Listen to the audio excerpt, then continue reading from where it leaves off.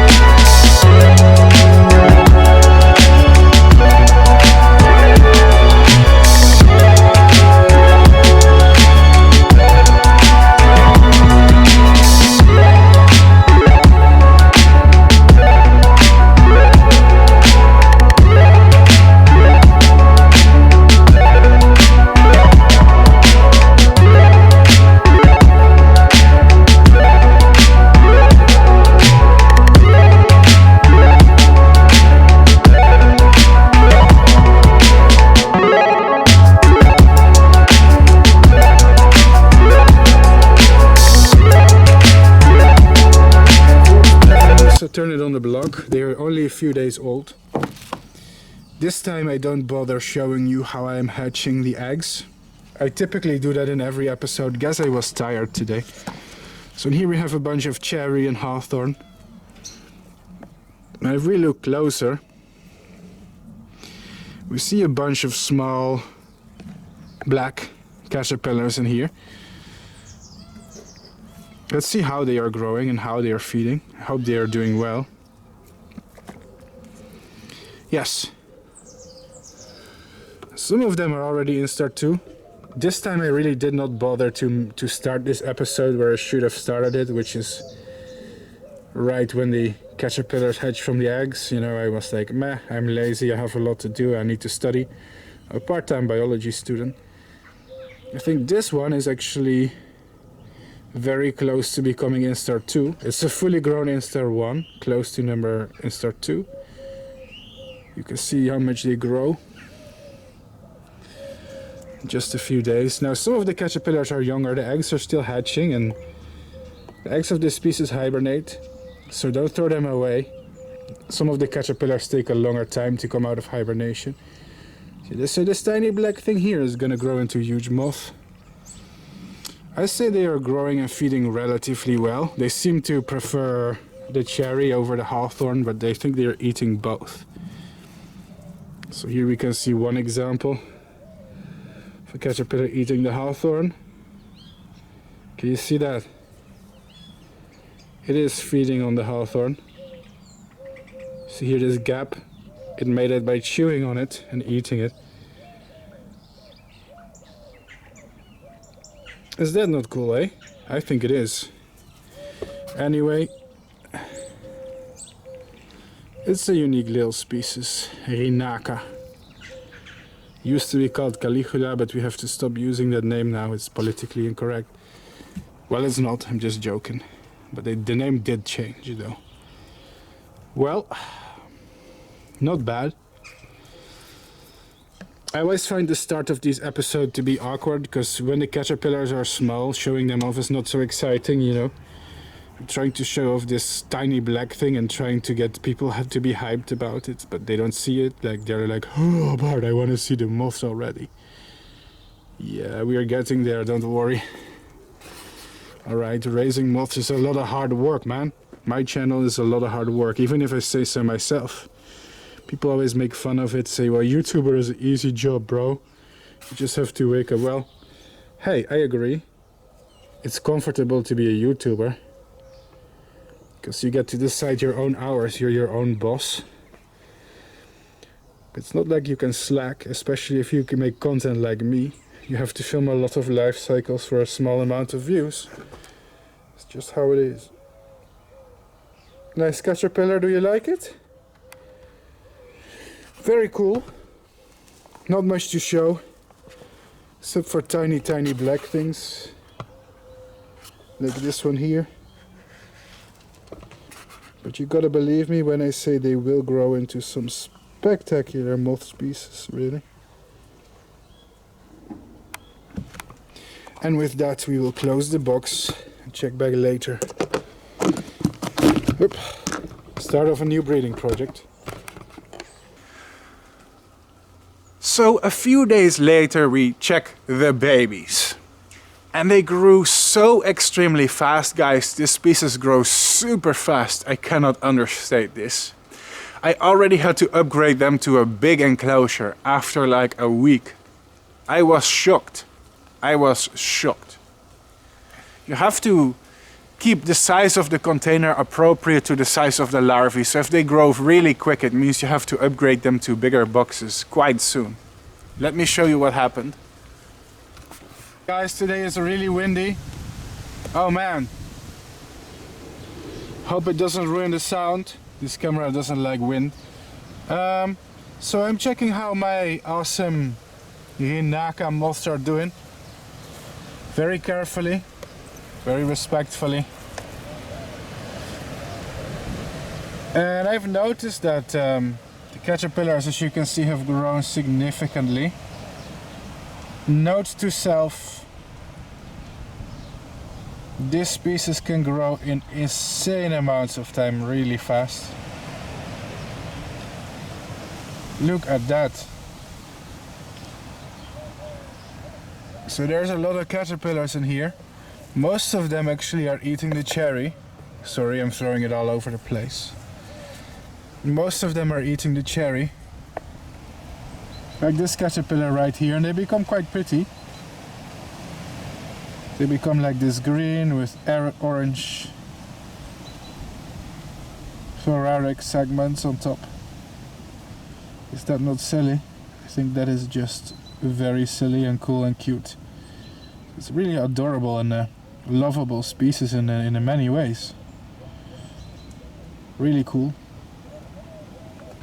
I do believe, however, that some of the largest ones are outgrowing this little container immediately. So they have to be upgraded to a bigger and a better enclosure. So we're gonna make that happen. They become quite beautiful in a short amount of time. Look at the nice and satisfying colors here on these caterpillars. I actually love it. I'm enjoying it a lot. Very pretty species, isn't it? Very cool. We seem to have a mix of caterpillars in several life stages. That's because the eggs of this species hibernate, and some individuals wake up from hibernation much later than their brothers and sisters. So that's why some of them can be late instars, while others are still the first instar and still growing.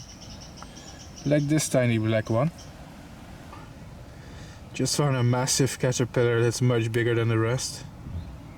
Must have been one of the first borns. Oh my gosh, look at the color. It's so cool, man. This species is so cool. I love them already. Really awesome colors. Gosh, I love it. It's adorable. It is adorable. Come on, man. Admit it to me. Say it. Yes, Bart Coppens. This is adorable. And very pretty. Nature has so many hidden gems that people don't even bother to look at. This is why I have a YouTube channel. I want to show people the hidden gems of this world they are not aware of. Hope it's working.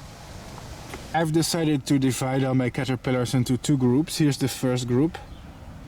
The first group is the caterpillars that are about 1 centimeter in size or larger, and that I am going to place in a bigger enclosure. Like these ones. Now here's the bigger enclosure if you want to know what it looks like. Paper towel on the floor to absorb moisture. A bottle with fresh water that keeps the plants fresh while they can roam for free around the plant.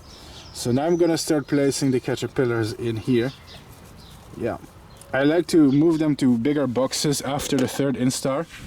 This is what I do for almost every species on my channel. There's exceptions, but very generally speaking, yes. The trick to being a successful moth breeder is to find an appropriate space for your caterpillars, you see. If you make the enclosure too big, it's going to be very hard to do any maintenance and clean the container. And it's going to be very hard to find all the caterpillars because they are so small and in a too large enclosure. But if you place them in a too small enclosure, they will be overpopulated, too high density, and they will become sick from stress and a lack of space. So there needs to be a compromise between having a too large enclosure. Believe it or not, you can give them an enclosure that is too big for them. And it's possible to place them in an enclosure that's too small. So really the golden rule is finding the right density, the right size container. I don't really have a golden rule for it. I do it just based on instinct nowadays. But I recommend you watch many of my breeding videos. I don't have any breeding secret. You can just copy my method for the species that I breed. I also have a second group of caterpillars. These are the ones that I think are too small.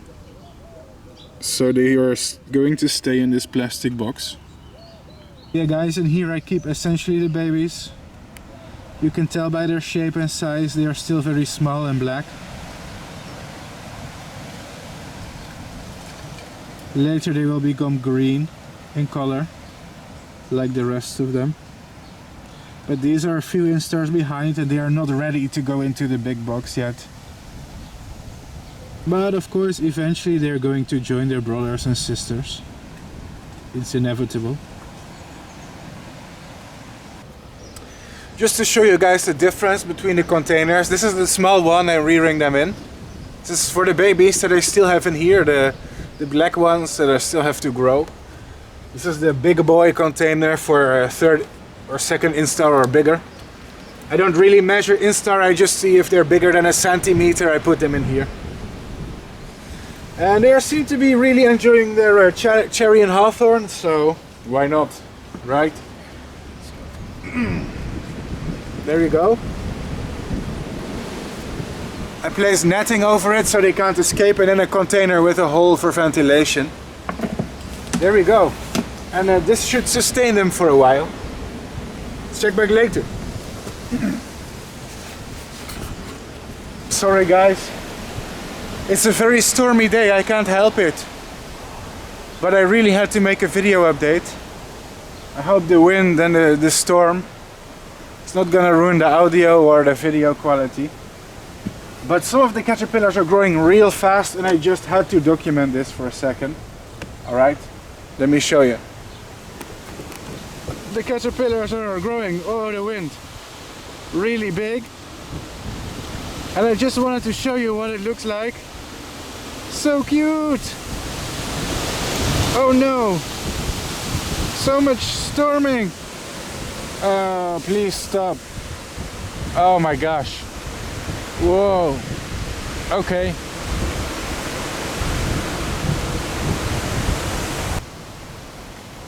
Well guys, the wind is not really bringing me any joy today. But the caterpillars of this species certainly are. I think this is the 4th instar, they have one more to go.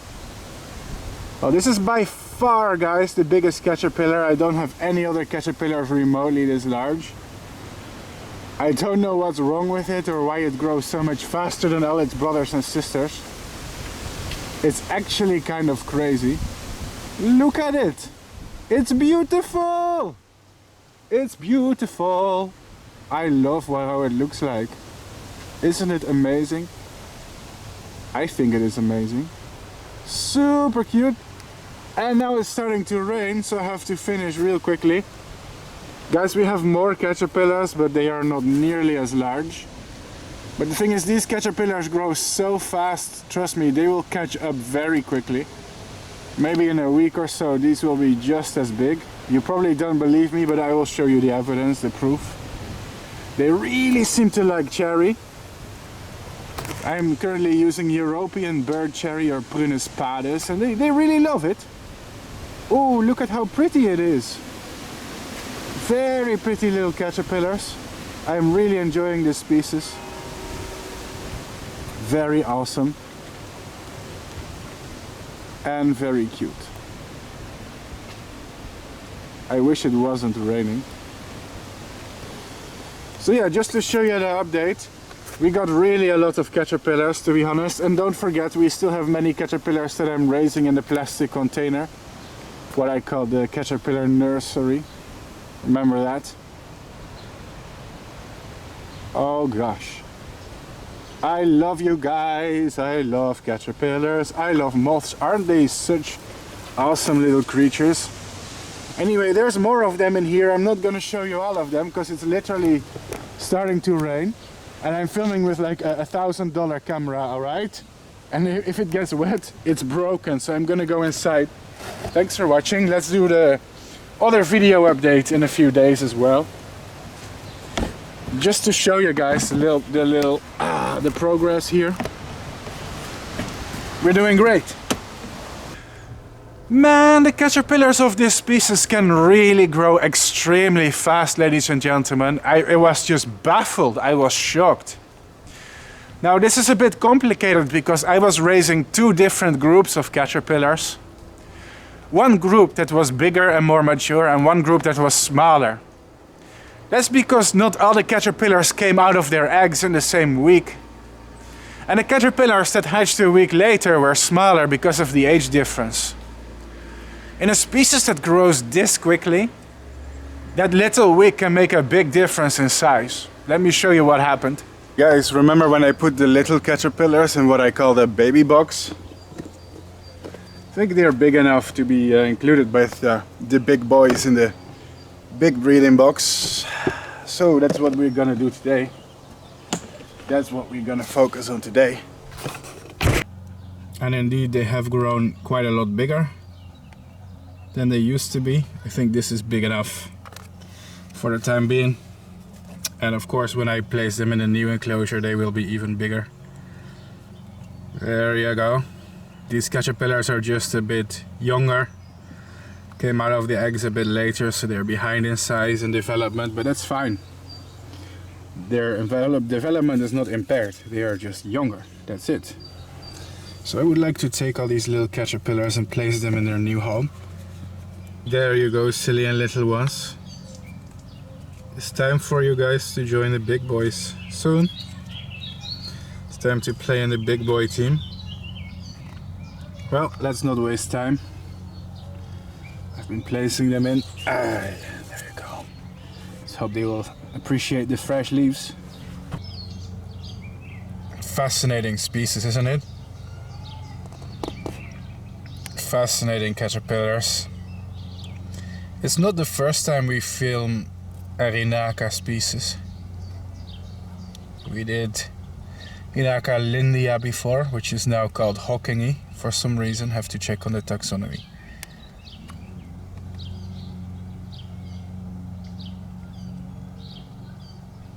Interesting. Very interesting.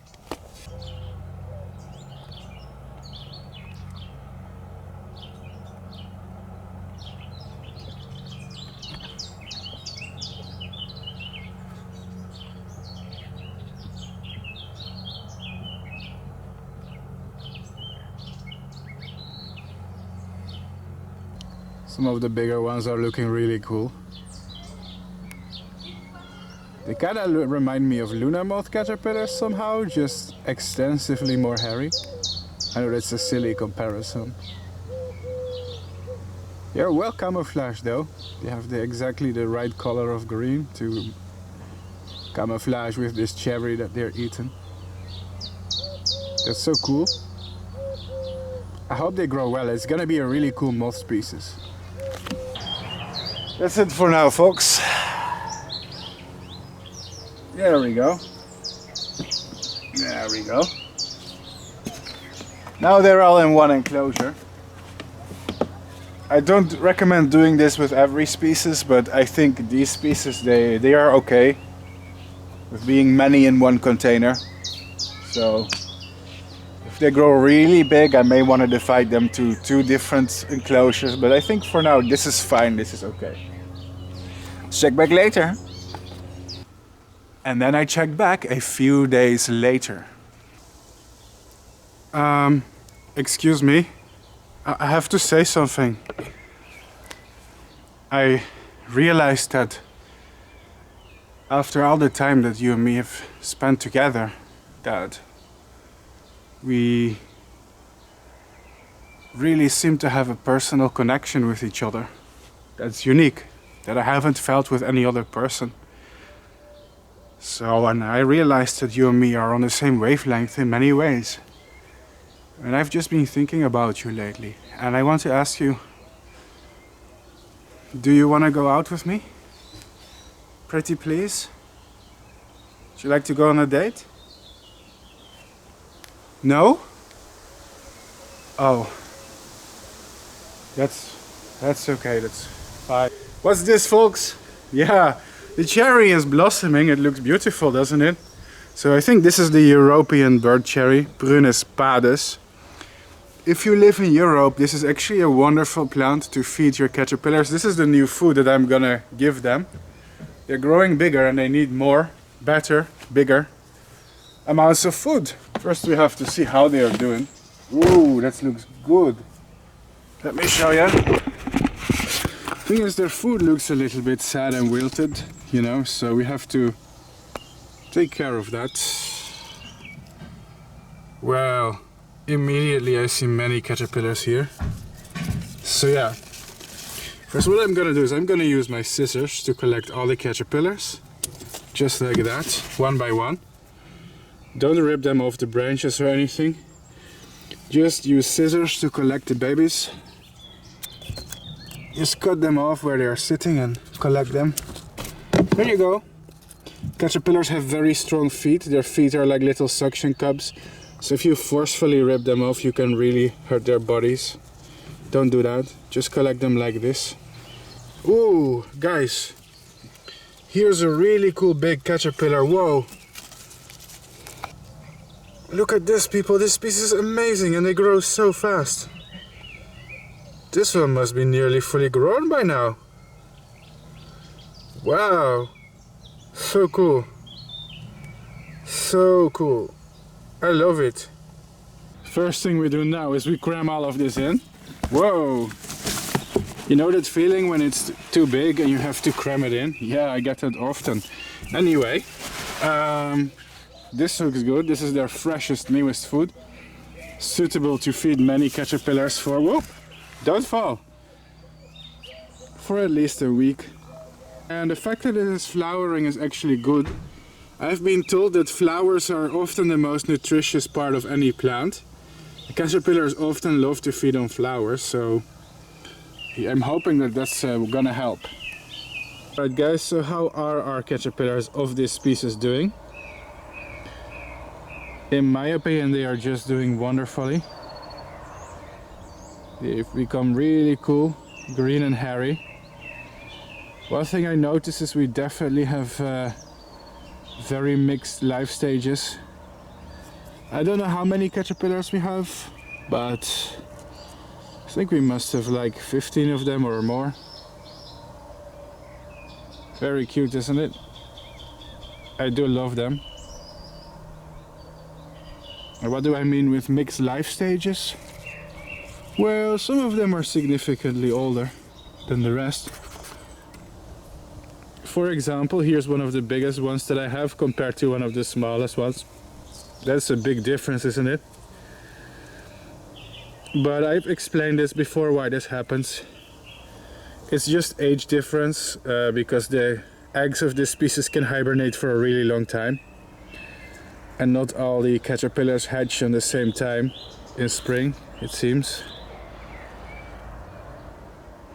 When the first caterpillars were over a week old, I still had new babies coming out of the eggs, so that explains the difference, you know. In the life of a caterpillar, a week makes a lot of difference in terms of growth.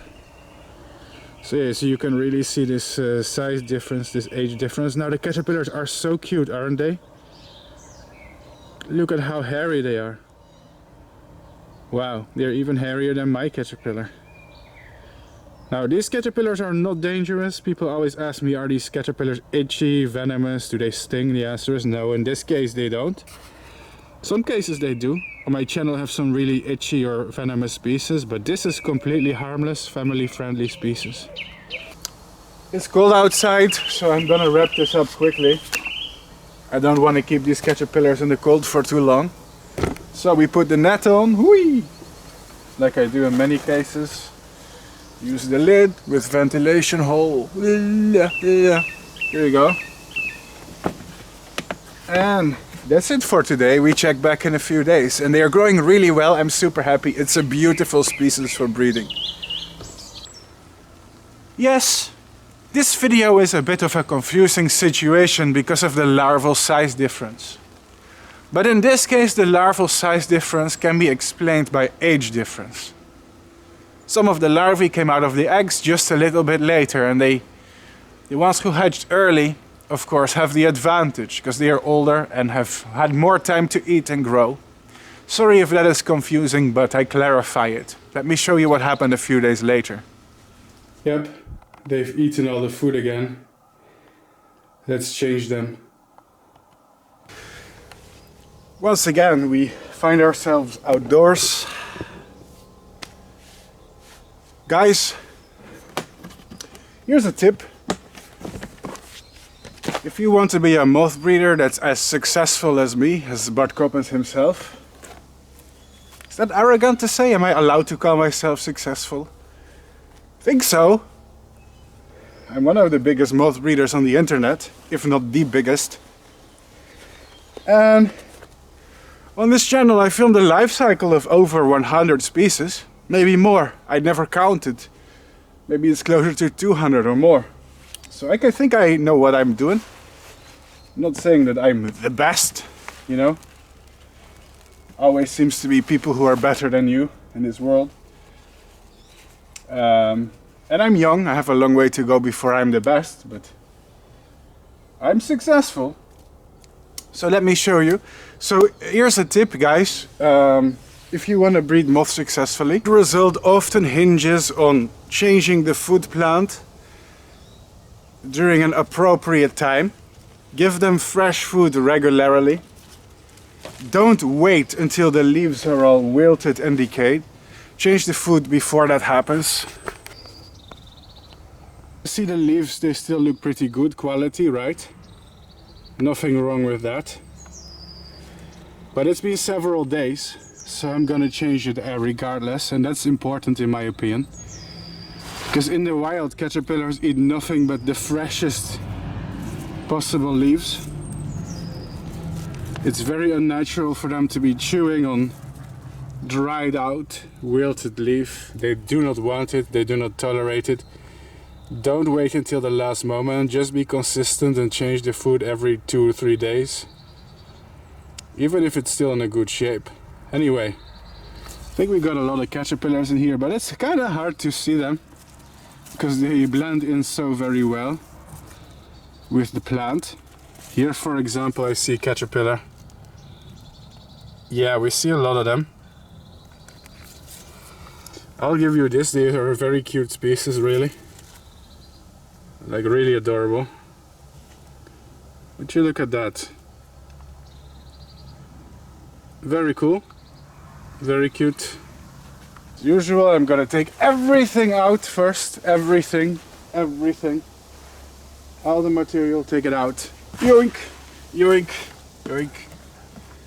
Let's take all of this out.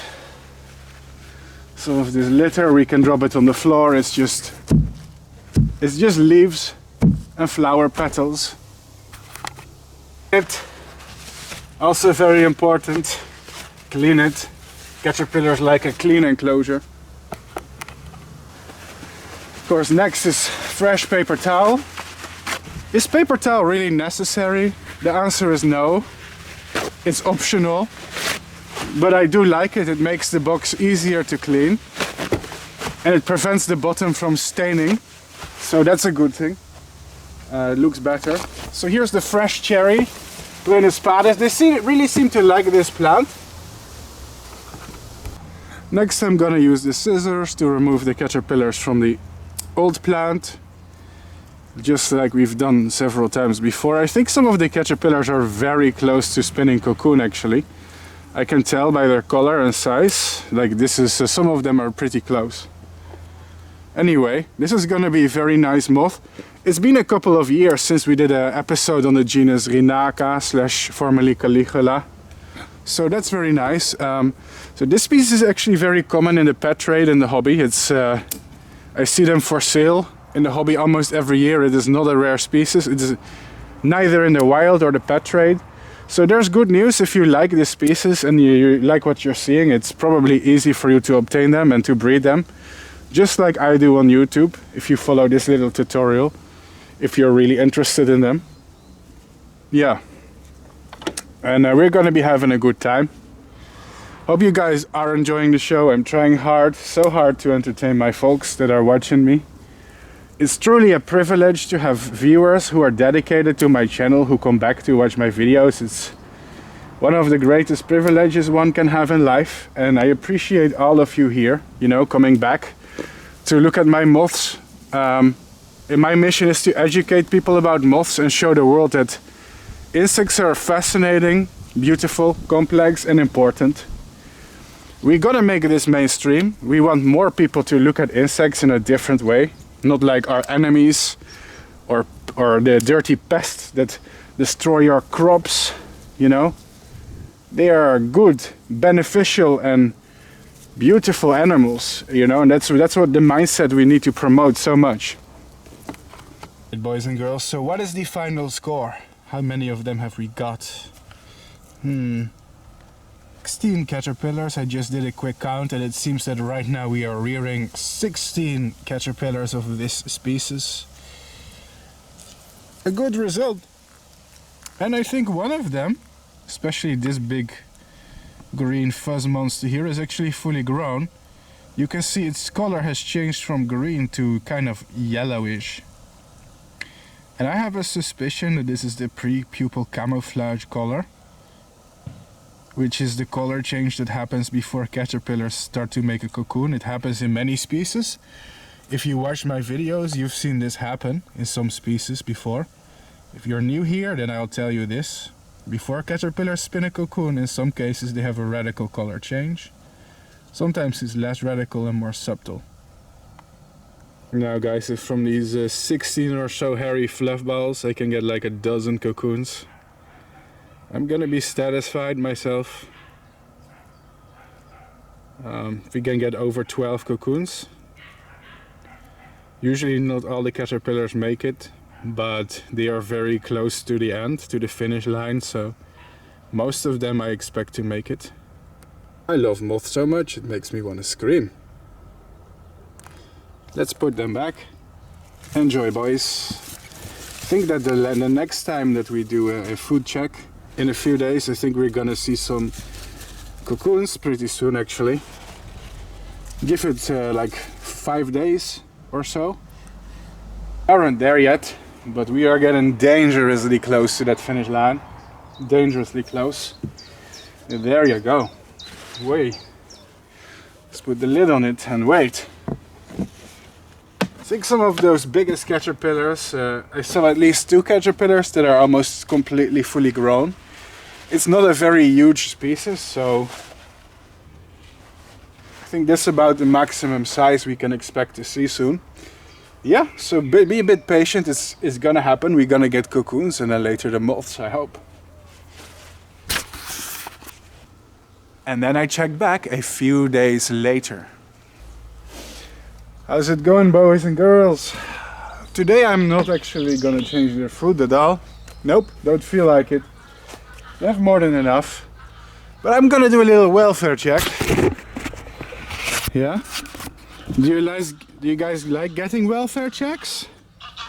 Man, I wish I had welfare checks. Fortunately, I don't. There you go.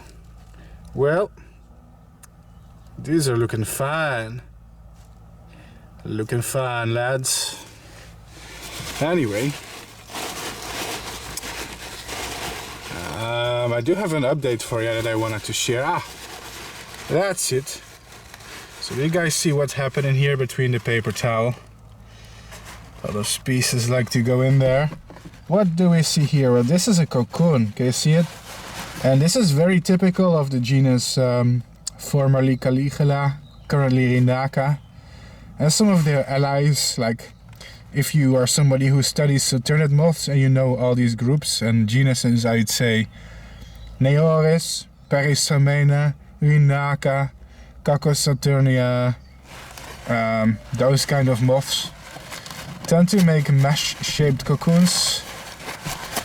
If you don't study, if you're not a big moth nerd like I am, those sounds probably make no sense, sound like Harry Potter spells to you, their scientific names. But yeah, for this genus of moths, this kind of cocoon structure is very typical. A lot of species from this group make a cocoon exactly like this. It's rather funny to see these mesh-shaped cocoons. And the cool thing is, that means we are approaching once again the end of another rearing project. It went very smooth, actually, no troubles or anything. Very straightforward rearing. Yeah, I'd say it was actually rather easy. It was a very easy species. I do love this group of moths and I want to raise more of them.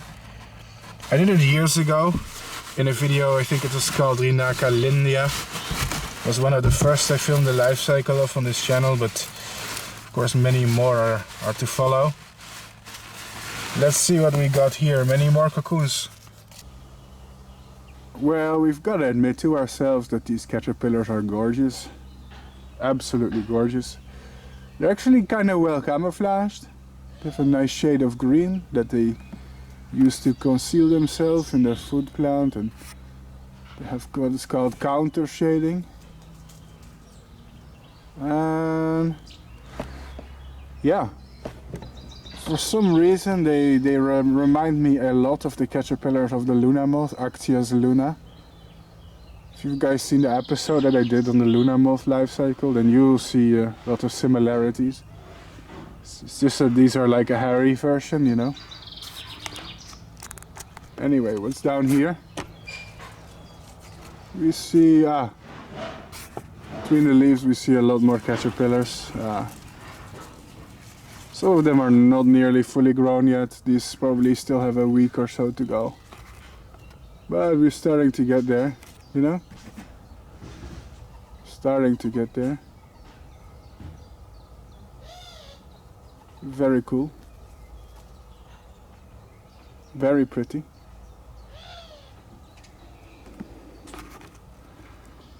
And we got a lot of them.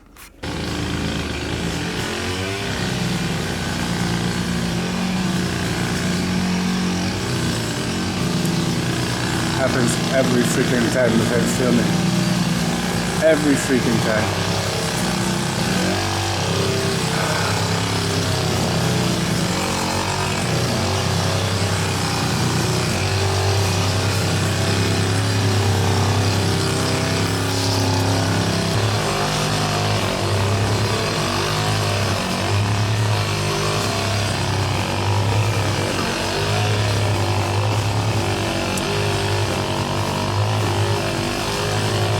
every time. It's the lovely sounds of nature. We love it.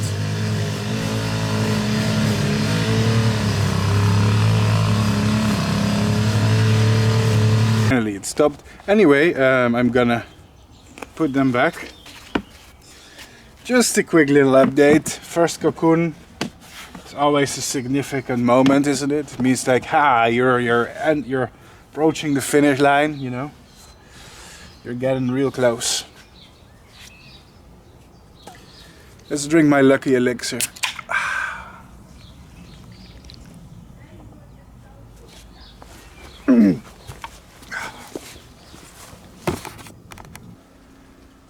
And then finally I found more cocoons. It seemed to be going quite well. Hello guys, it's time to make a little update. Time for make. English is getting worse lately. Ooh, that's just wonderful. What I'm seeing. Are you seeing what I'm seeing? I hope so. So, how are they doing? I can easily show you how they're doing because right now the caterpillars are quite large. And I'm going to have to bring you like a little close-up, like this one, to show you that they are indeed doing very well. And it seems that we got many of them. Look at that. So many caterpillars right now. Some of them getting quite big. Oh, that's awesome. Let me collect them all in one place to make a nice little picture. Snip snap. We're gonna use the scissors for that. There you go. There you go. Let's collect all my babies for a second, just to show them off in an even cooler way. Woo! Give me a moment. Oh gosh. Is this not just insanely brilliant? What a species. And what beautiful caterpillars. Adorable, aren't they? I like to think so. Wow, so cool. Place them here on their new food, very unprofessionally using my hands, which I should not be doing, but I'm really feeling lazy right now. There you go. Let me just release some of my babies. Some of my little babies. Well, here goes the bulk of them, I suppose. Here goes the bulk of you silly creatures. Come on, grow for me. Become nice moths. Didn't find any new cocoons, but I did take this old cocoon that I showed earlier. Seems to have matured, spun up nicely, as you can see. Fully formed cocoon. That's nice.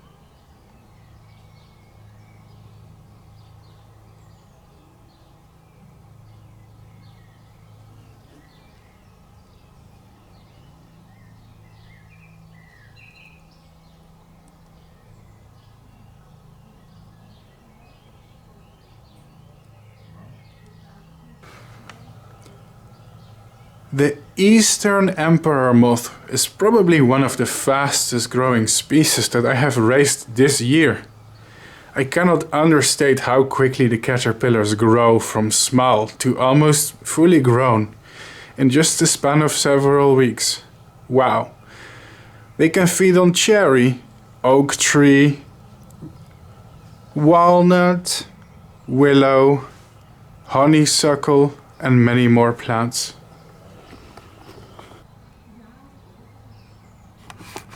Cool species. Everybody who wants to raise Rinaca, please start with this species. You will not regret it. It's a great beginner species to start studying the genus Rinaca, formerly Caligula. Awesome. And then we check back a few days later. Yes.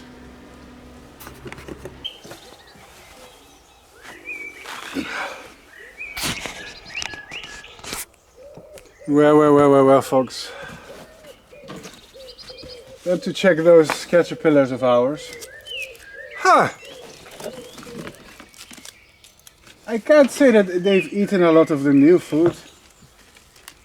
Here's the new food, it still has leaves. Yeah, like I do see some caterpillars on it, like this green one. And these green ones, but I feel like many of them have cocooned, or otherwise this whole leaves would have been eaten by now. So I'm pretty sure it's true. So what I'm gonna do is I'm gonna collect the cocoons basically and film the result for all of you to enjoy. So that's what we're here to do. We're here to enjoy my channel, aren't we? If you like moths, then you like this content, I hope. Ah. This is consumed, no leaves left, but it's old. Let me show you. Alright, at the moment it's like, here's what we've got.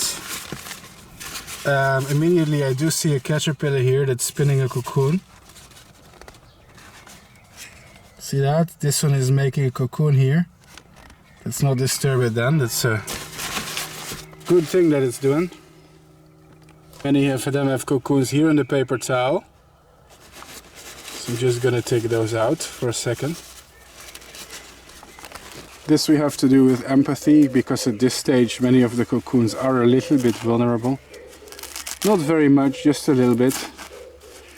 I see many of the caterpillars have not yet pupated, so I'm gonna leave them inside and I'm gonna then place them in a special box they can use for pupating. On closer inspection it seems that we have really a lot of cocoons. And I mean it. This is great. So I already know this is gonna be now a great episode of MothCycles. Look at these cocoons. I'm just gonna leave this paper in, honestly. Wait for all the last caterpillars to make some cocoons soon. This is gonna be like something really great. Something really special.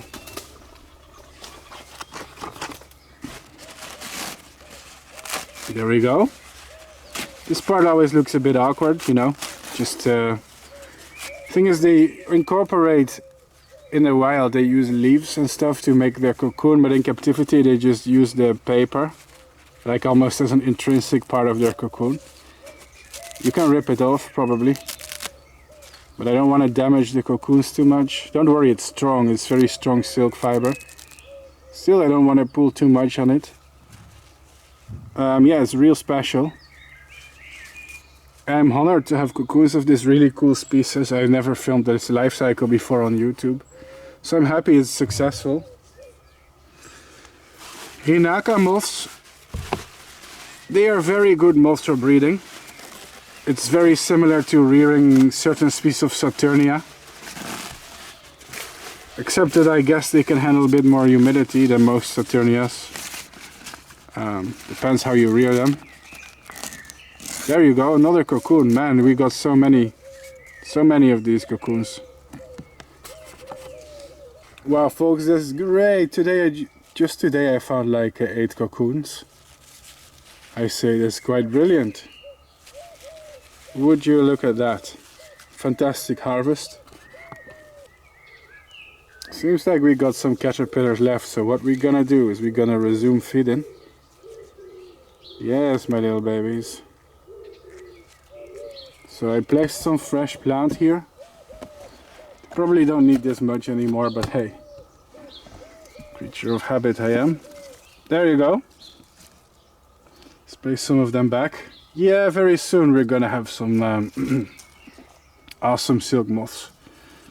When they make it to cocoons, I say we are pretty safe. Cocoon phase tends to be the most easy life stage of any moth species in captivity, so I say we are very guaranteed to. I'm not sure about reproduction, that often depends on complete and pure luck, but I'm sure that at least we're gonna have some moths, and if we can, the life cycle. That's fantastic. And then we check back a few days later. Yes, we are back several days later. We shall take a look. I'm gonna be honest, I don't see many of the caterpillars anymore. Maybe we still got a few. So it's official. We have one caterpillar here. Take a good look, because it may or may not be our last one. Of course the camera does not want to cooperate here. Of course not. It's never cooperative. There you go. When I say take a look, I mean it. Well, never mind. You've seen the caterpillars many times anyway. Yeah, they are essentially gone. I think most of them have finished their development. So let's put this one aside for just one short moment. Let's see what we got in here. Yoink! Taking you with me. Taking you in my hands, baby. So, what is it that we see here? Aha! Lots of caterpillars crawling in here. I'm not sure what this one is doing. Did you get lost, or are you on the way to make a cocoon? We'll find out later. One thing I did find out is that many of them did make cocoons. Such as this one. Right here in the paper towel. Many of them in fact have made cocoons. Let me collect them. So how many cocoons we have in total? I think soon we can do the final score, but we do have 2 more caterpillars left. I don't like to count my chickens before they hatch, so once all the caterpillars have pupated, we're gonna do a final count of how many cocoons we got, but I'm sure that there's many of them. Oh, look! Oh, they really like this paper for some reason. Yeah, there's several cocoons in here, isn't it? Let me just collect them for a bit, yeah? Oops, let me carefully collect y'all. Actually, I might have to use this stuff more often, because all the caterpillars made their cocoons in here. Now, what's really funny about this species is they make transparent cocoons, as you can see. You can actually see the pupa here inside of the cocoon, and this is very typical for the group of moths that belong to Rinaca, Caligula, but also some of their relatives, including Perisomena, Neoris. There you go. If you know a lot about silk moths, you know what those names mean, otherwise you may be a bit clueless, but it's fine. Anyways, here are some of the newest cocoons I just found. Well, folks, that's great. That's just great. It seems that we only have 2 caterpillars left.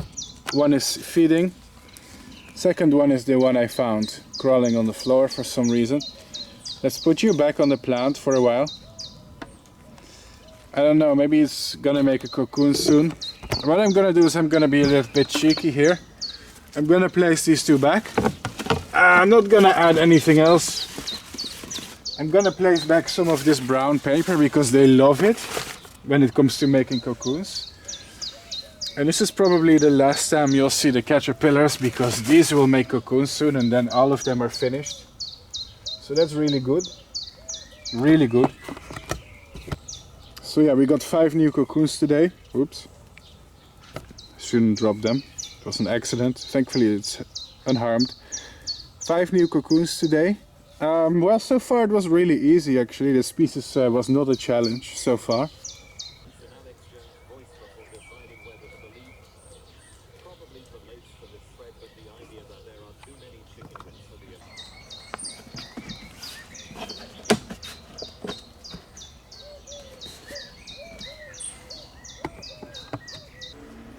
And then we check back a few days later. Yes. Folks, oink oink. The last 2 caterpillars have more or less disappeared, vanished, gone. Nope. Don't see any of them.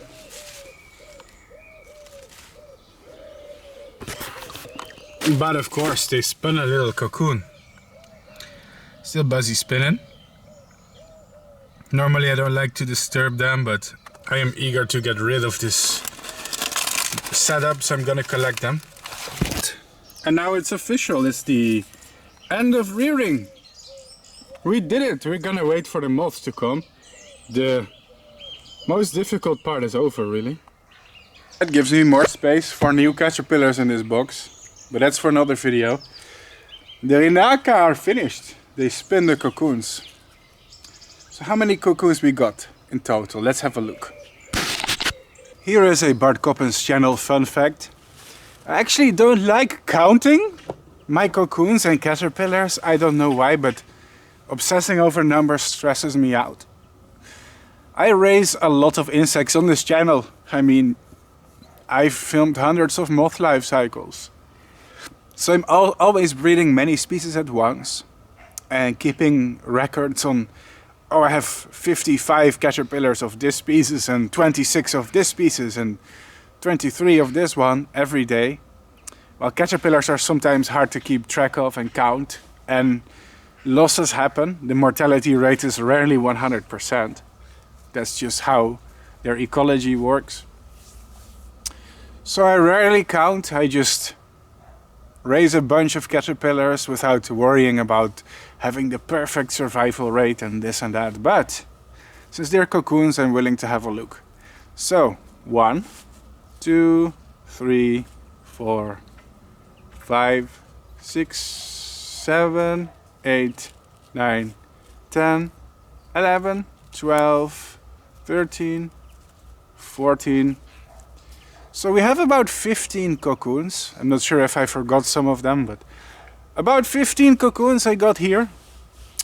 Out of 30 eggs. I think I started with 30 eggs. I'm not even sure anymore. I don't keep records.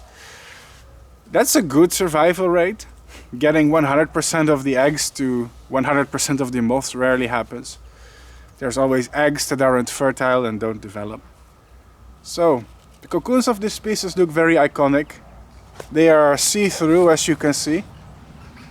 You can kind of see the pupa here in the middle. See it? Here's the pupa, and they spin this very thin, translucent cocoon with ventilation holes in it. That's very cool. And I have some more good news. The moths are going to come out this year. I know this 100% for sure. If you are a fan of my channel who watches all of my videos and you see how I typically raise insects, then you'll know that a lot of the species that I raise have to hibernate. Usually hibernation happens in the cocoon phase. And this is something you probably know if you've watched more than a few of my videos, especially if you like to watch these long tutorials. You've seen the hibernation happen, probably a few times, depending on which videos you watched. But this species hibernates in the egg phase. So what happens is the life cycle is really as follows.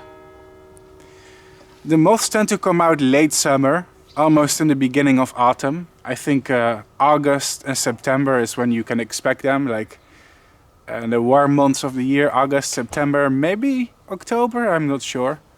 That's when the moths will start coming out. And these moths will start laying eggs after mating, and these eggs hibernate. And the eggs need a prolonged cold period of several months, basically winter. And then in spring the small caterpillars come out and start feeding on the tree buds. The larvae develop from spring into summer. I think they cocoon around June and May, maybe a little bit later, July. Of course it's a bit spread out statistically.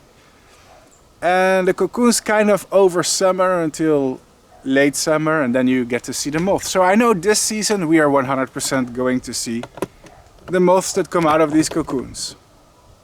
That's the good part about breeding this species. No hibernation for the moths, just for the eggs. So if you raise them, you're gonna see them.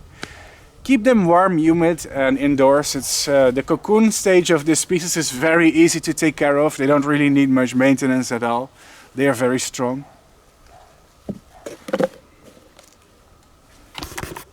To the curious people in here, this is my cocoon cage where I keep my cocoons on room temperature indoors. Yeah, this is my breeding room. Cool, huh? Anyway, what we do is we place the cocoons here. Just like that. Spread them out, don't worry. Just keep them warm and occasionally spray them a little bit with water, that's all. And then we check back a few days later. Yes. Currently late at night. Do you guys want to be with me? At night, stalking, walking, looking at moths. No, for real, that was the most awkward dialogue I've probably ever pronounced in any of my videos. I'm very embarrassed. But I'm awake at night because I heard some noise. And when I am sleepless and tired, I always go and look at my moths. What's going on here? And I noticed something. One of the moths is coming out. Ooh. Look at this one. Just crawled out of the cocoon, it seems. And this could be our first glimpse of the Rinaca that we've reared. I'm going to be very happy. If that's true, I hope. It looks like a female. Well, we'll see tomorrow after I go to sleep. If she managed to inflate the wings properly. But it's gonna be nice to see the fruit of our labor. Oh my gosh. Ladies and gentlemen, here is our first moth. Oh, she just peed. Thank you for peeing on camera. Look, moths can pee, it's true. I have to say, now that I see them in real life, this moth is far more beautiful than what I've been able to see from pictures online. Fortunately, she is starting to tremble a little bit, which is a sign of the fact that she wants to fly away. That is a bit unfortunate. If she keeps doing this, I may have to pause this segment for a bit. Come on. But man, the colors are extremely gorgeous. Hoo-hoo. Oh, phew, thankfully she calmed down. Something weird is going on here, guys. Something weird is going on here. Let me explain to you what's going on. A friend of mine is an insect breeder and he sold me the eggs of this species from Russia, I believe. And when he did, I looked the species up on Google just to see what they would look like. I thought they were pretty. I like raising moths. But I wasn't super impressed. But I am super impressed with this one. Now I see it in real life, you know. Let me ask you, oops, sorry guys, the camera, I'm adjusting it a little bit. Let me ask you guys a personal question. If you are also somebody who likes to raise moths like me. Has it ever happened to you that you raised a moth species and when you finally saw them in real life, you were like much more impressed with what you were seeing than you expected? This is one of those moments that I'm having right now. Like, yeah, I knew this was a cool species, but with this color pattern, when I see them with my own eyes, it's so much more beautiful than I thought. Look at those beautiful olive colors. It's really like a kind of like a Renaissance painting in a way, with dark themes and dark colors, you know. Very beautiful. What a nice moth. Very pleasant. Oh, I really love this. It's the first female. I hope that we'll get more males and females so we can do the breeding. That would be nice.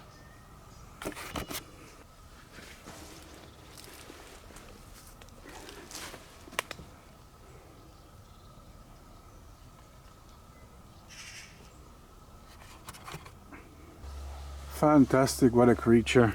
I immediately feel inspired to breed more species from this genus of moths, from Rinaca. By the gods, this is a beautiful creature. Wow. Oh my. Wow, I am in love. I am seriously in love. I'm telling you guys, from now on I'm gonna start breeding more moths from this group. I've severely underestimated them. It's been a couple of years ago since I made an episode about any of them. Long-term fans of my channel may remember that I raised a species from Pakistan once called Rinaca lindia, and I did a breeding tutorial of the species. It's not the best video that I've ever done. I tried to keep it very short and I skipped over some important parts of the breeding. But the life cycle is there if you're curious to see it, because I document most of the things I do. Not everything, but most of it. And oh my. Ooh, the color. It's colorful without being colorful, if you know what I mean. There's butterflies in this world with bright blue wings, or bright green, or red, or yellow. But this one just all has dark shades. Well, that's not true. There are some light and dark shades too, but it's all gray, it's olive, it's brown, you know. It's rusty, dark red. It's a beautiful, beautiful tapestry of dark olive colors that, you know, intermingle in such a beautiful way.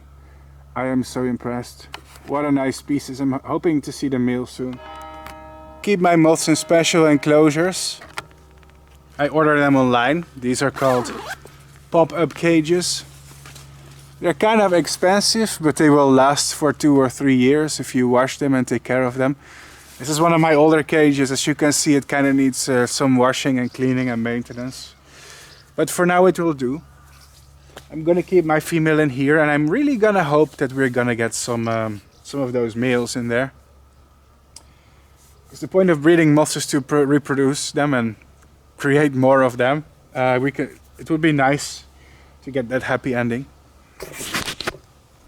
And then after a while, a second female came out. What a beautiful species, isn't it? Looks like more moths are coming out. Let's make an update on that.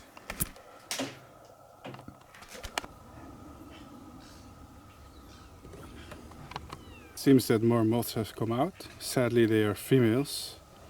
Still waiting for a male. That would be nice. Females coming out, that's nice. Some new ones, I put them in a cage, but they're still gonna need those males, you know, preferably. This species does not have a very long lifespan, so I'm gonna need some of these males to come out real soon. Where are you going, buddies? Come on, males. We need you. We need you all here. These two came out today. I still have the third older female in my backyard, in a cage of course, so she can't escape. But those males, you gotta hurry up. Come on. Come on now. And then eventually, guys, a male came out. If you are watching this video, I really have to thank you guys. On this website, it's so easy to get views with popular species like Luna moths, death's head hawk moths, rosy maple moths. Those are the species everybody wants to see. Monarch butterflies. They are very high in the search ranking. And having the balls to make long and extensive videos on obscure Emperor Moth species like the one in this video, it's a risk. Usually it doesn't pay off, it gets less views. I could have just uploaded 1,000 death's head hawk moth videos. But I don't want to be like those other horrible channels who are views maxing. We are going all the way. And if you're watching this video, you are an MPV. You are somebody who is willing to learn about unusual species. And for that I thank you. Let me show you what happened. Because I was waiting for the male to come out. Ladies and gentlemen, I have some great news today because it seems that a male has emerged. Just the male that we needed, considering that here I have 3 females. 3 of them. Wow. So this is now the whole family. 1 male and 3 females. It's getting exciting. I really wanted to make a better close-up of them, but they just keep flying and it's risky. I don't want them to escape. I'm sorry. I really wanted a better close-up of the male, but it's getting late outside, it's getting dark.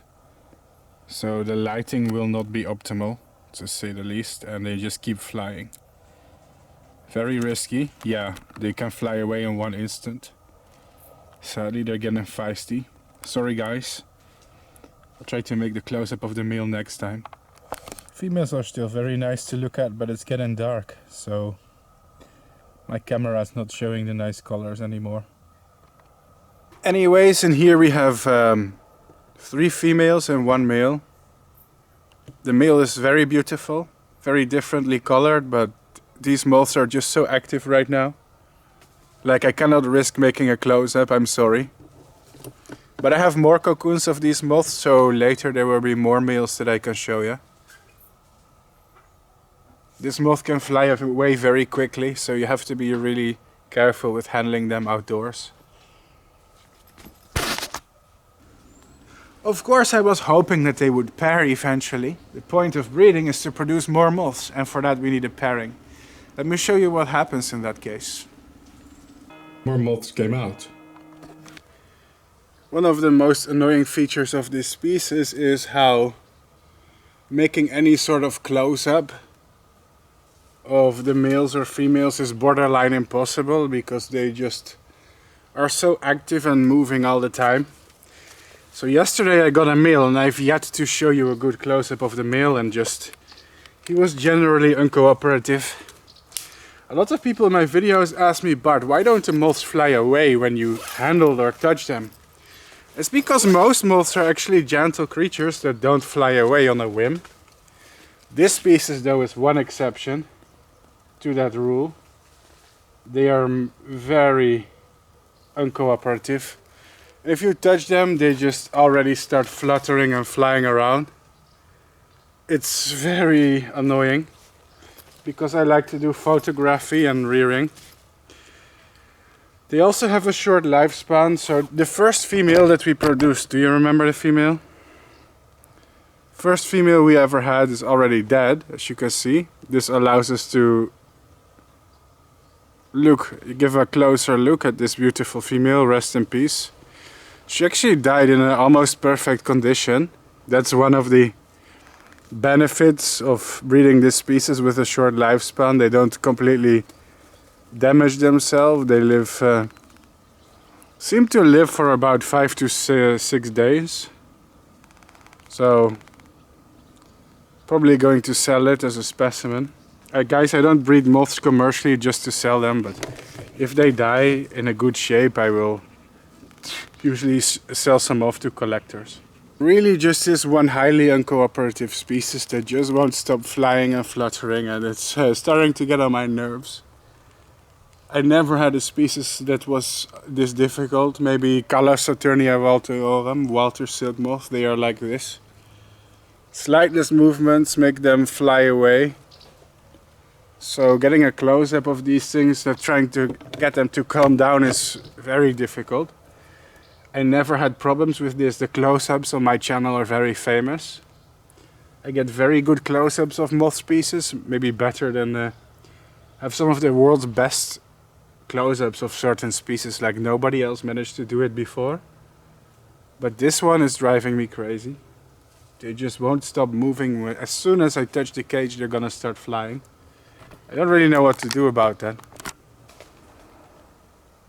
Finally, some good news. It looks as if somehow I managed to convince one of the males to sit still on this stick for the first time. You can see he already kind of rubbed off some of the scales of his wingtips. actually the first time we can take a close look at the male. I mean, he is very similar to the female, but there are some fundamental differences. Color is different. It seems to be lighter colored. It's absolutely gorgeous. It's very beautiful. I am really loving those olive chestnut colors on there. It's just, ooh, a work of art. So this is the male finally, folks. Getting close up is very super mega ultra difficult. I've never worked with a moth species that is... Well, I did. Walter silk moth, that's the worst one. Calosaturnia walteorum, that's the worst moth in terms of freaking out when they are being touched. But this one is definitely in the top 5 most uncooperative species. But this one is sitting still right now, so I'm liking this. Finally, here's my chance to make cool close-ups. It seems that with some patience they are willing to sit still. That's good news. I was getting concerned. It's probably also the very warm temperatures right now, making them more active. But what a gorgeous species. It is just baffling. I'm one of the most privileged people in the world to be able to do this. Finally, I even got the second male to sit still on a little stick here.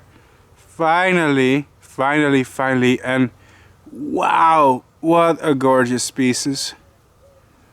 This really cheers me up because I had a terrible week. Probably one of the worst weeks of my life. Oh, here he goes. Please don't fly. Oh, please do not fly. Please sit still. Yeah, as you can see, he is very nervous. But I am really calm. I know how to handle these moths. Hey. It's possible that he wants to fly. Yeah, if he starts to shiver, he wants to fly. I'm putting him away. But we got our little close-up for a second. That's nice. Showed you both those males. Here they go again. There's just no stopping them. I'm surprised even the females are moving around a lot. Usually females are not that active. I guess in this species they are.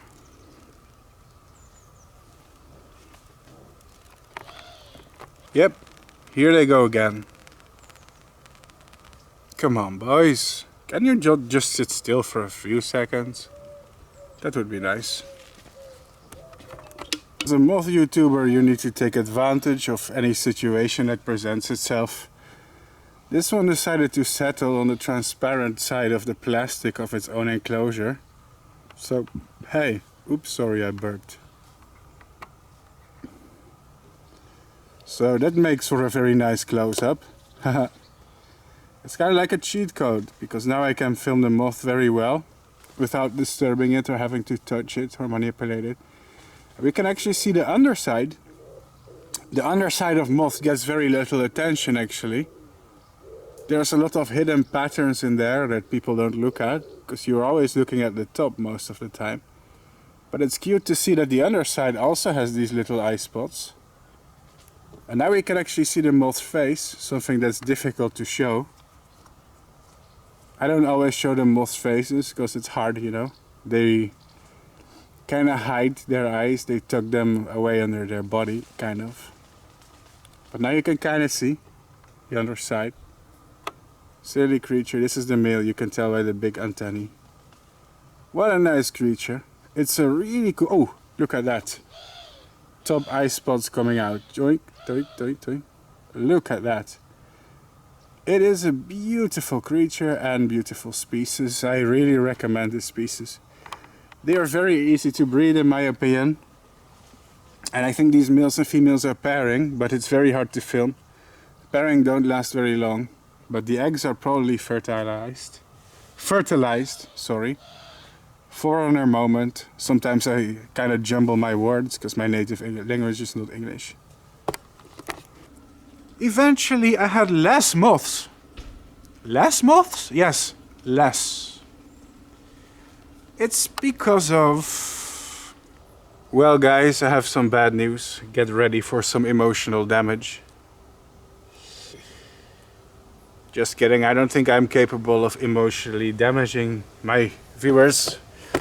But the last moths I had, they died of old age. This was the male, rest in peace, brother. Yeah, as I've said, these moths, they only live for like a pathetic little week. And then they die. They cannot feed, they cannot sustain themselves, they mate, lay eggs and die.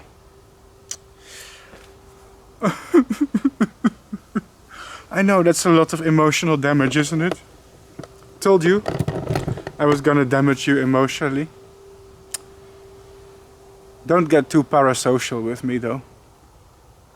I could damage you a lot more emotionally if I wanted to. Should I try? I'm sorry for that, guys. I will promise to behave in the future. The good news is though that some new moths have come out. We don't have 1, 2, but we have 3 new moths. We have 2 females and 1 male. Now, some of you, it's possible that some of my viewers are able to count. It's pretty rare. My target audience are people who cannot write, speak, read or count. But just in case you happen to be one of those rarely educated ones, this is 1 moth, this is not 3. I said I had 3 new ones. That's because this is not all of them. Some of them are behind the scenes. I'll show you in a minute. I just wanted to show you this. This is, I think, the biggest female I raised so far. She has a large wingspan. She's so pretty. I think the male of this species is gorgeous, but the males are very uncooperative. Yes, same issue again. Hopefully I can show you all 3 of the ones that just emerged, and not just this one.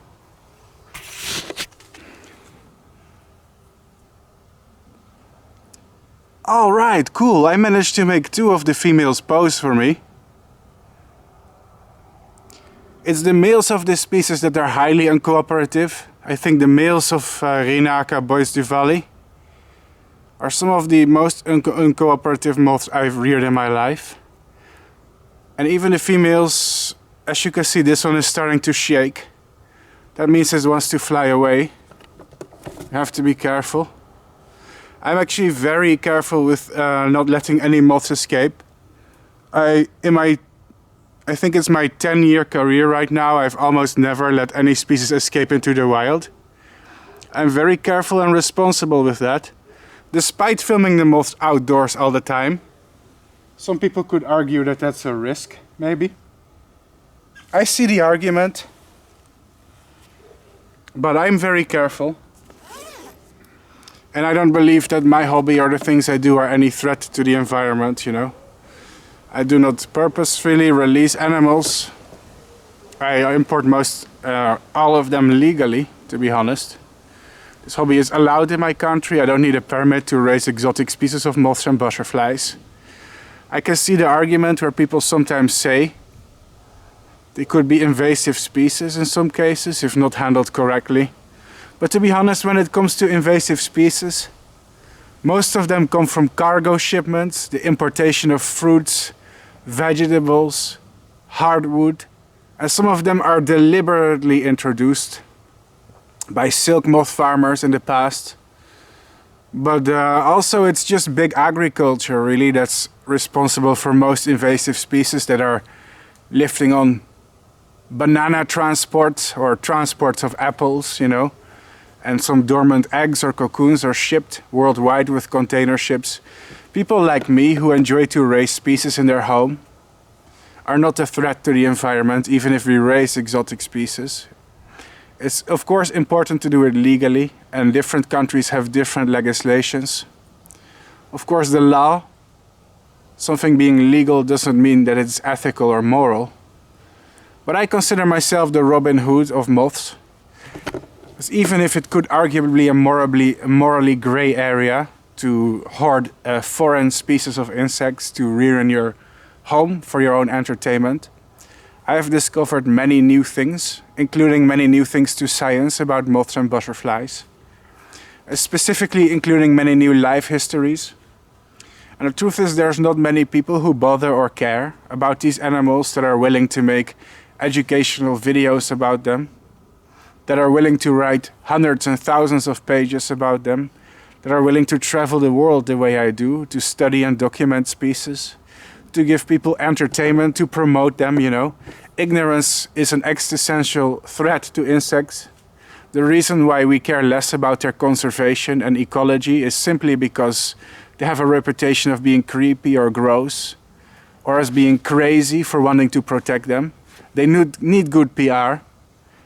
Insects are one of the most important animals in any terrestrial ecosystems, and people don't give a fuck about them. Sorry to be harsh, but if you look at the list of protected animals worldwide, most of them are stuff like mammals, like panda bears, the rhinoceros, whales, parrots. Not saying those don't deserve to be protected. And of course, their slower reproductive rates and higher biomass makes them more vulnerable to poaching than insects are. But it's also still not fair if you think about the fact that there's probably millions of species of insects, including many undescribed and unnamed to science.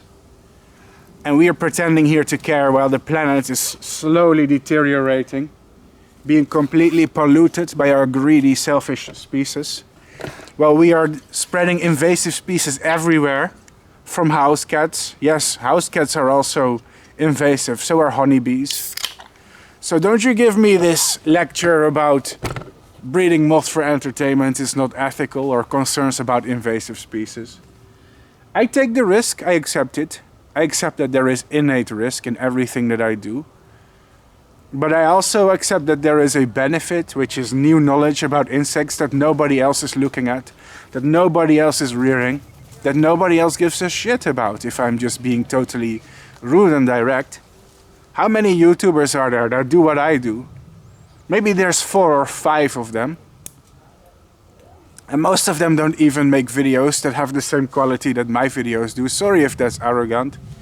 But the scale on which I do it, how big it is, you know, and I'm not just on YouTube, I'm on Instagram, I have my own WordPress website, I'm on Facebook. It's not about follower counts, but in terms of follower counts, I'm also one of the biggest.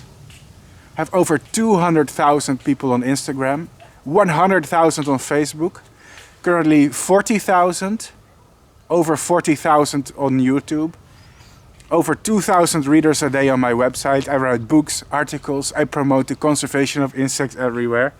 And to be honest, I think that's worth it. I think that's worth it in a world where people don't care, people don't look, people don't appreciate. At least I'm promoting these things. Even if it means that sometimes somebody in my comment section will be all like, Bart, what are you doing? Why are you putting foreign species of insects in polystyrene cages? Isn't that unethical? Isn't that dangerous? Should you really be doing that? Yes, I should be. It's legal. I'm allowed to do it. I'm not breaking any law. I don't own any protected species I'm not allowed to have. I'm just very lucky to live in a country where all of this is legal. And you know what? It's worth it. Big Saturniidae don't really have a high chance of being harmful invasive species. Due to their high biomass, really. There's a few Saturniids who can be considered agricultural pests, like Hilacia in South America, or some of the Conimbracia that feed on orchids in Africa, for example.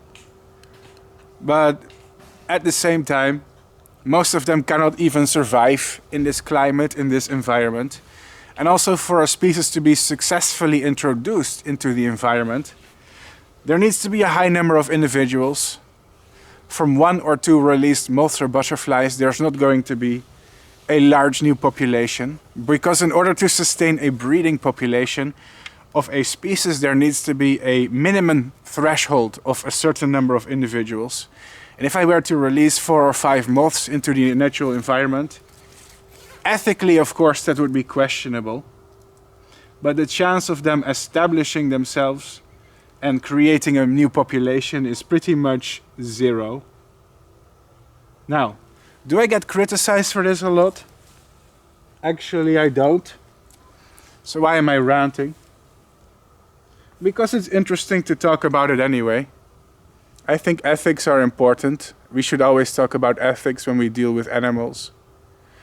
And it's important to remind my viewers of why I'm here, why am I doing this, why am I so obsessed with these moths.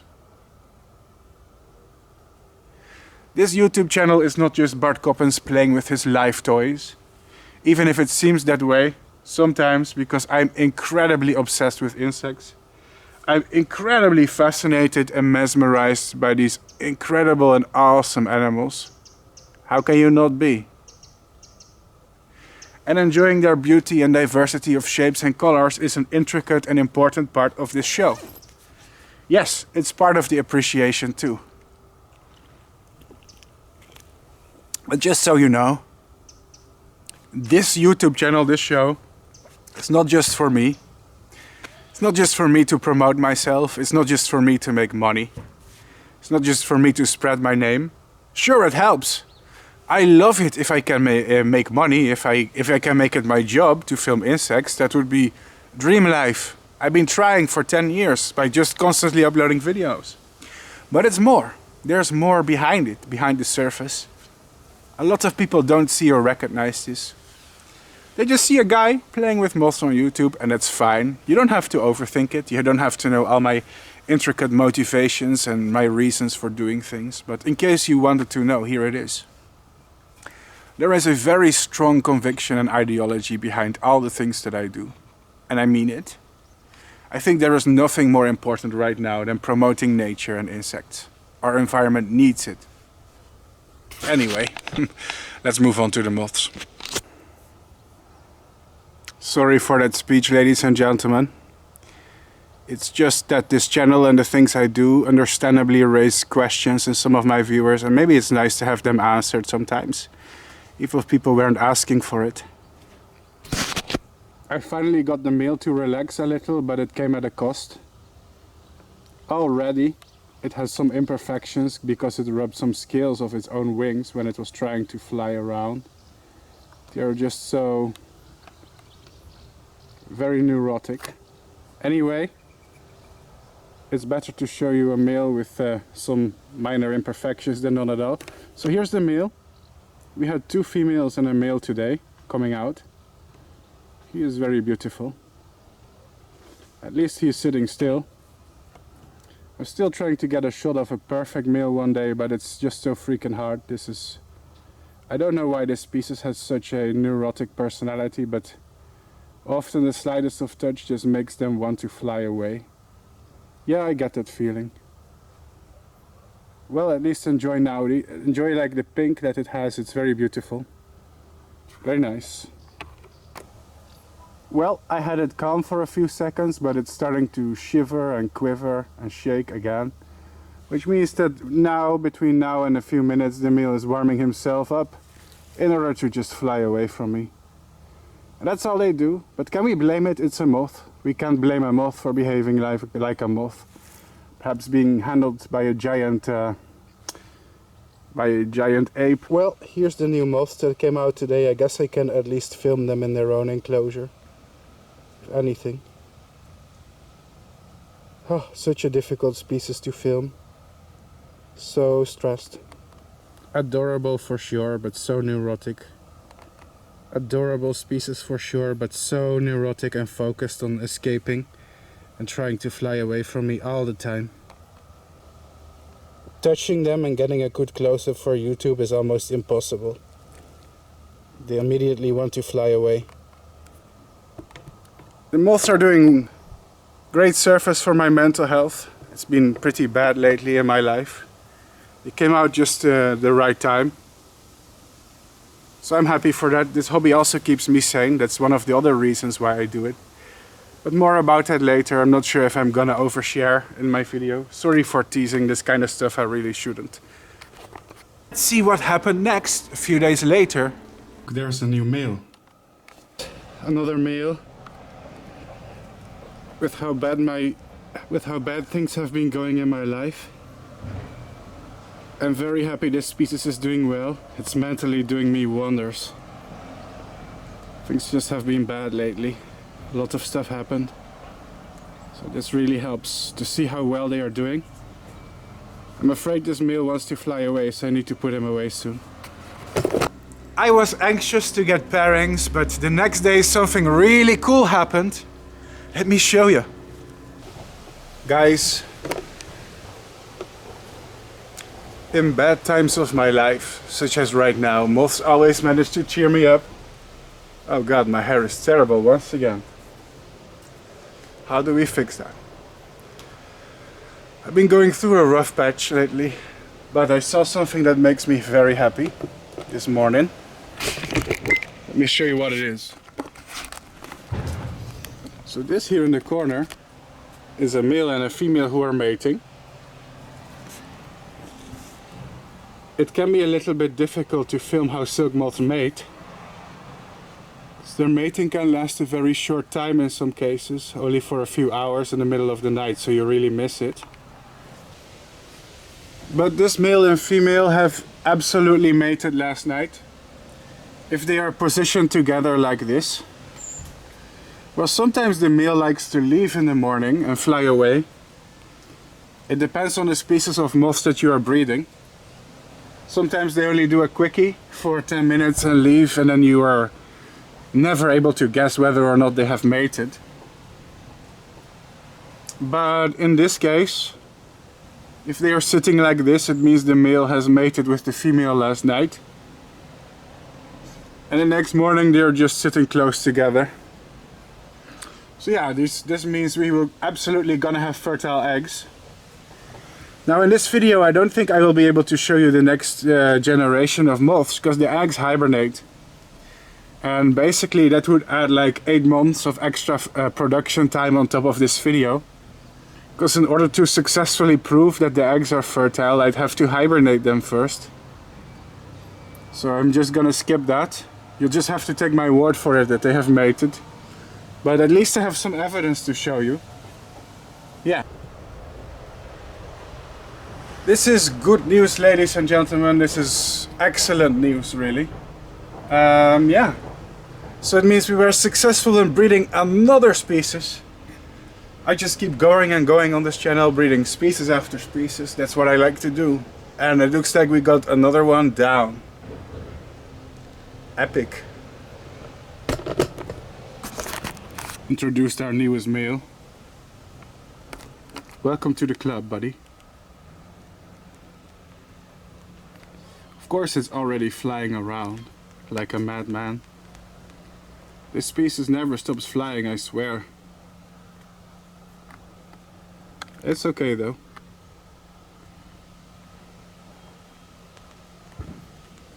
Some species of silk moths are definitely more energetic than others. It's a species trait in some cases. Look at that. They are... Wonder if he has any interest in a female. Probably not, because they mate at night, right?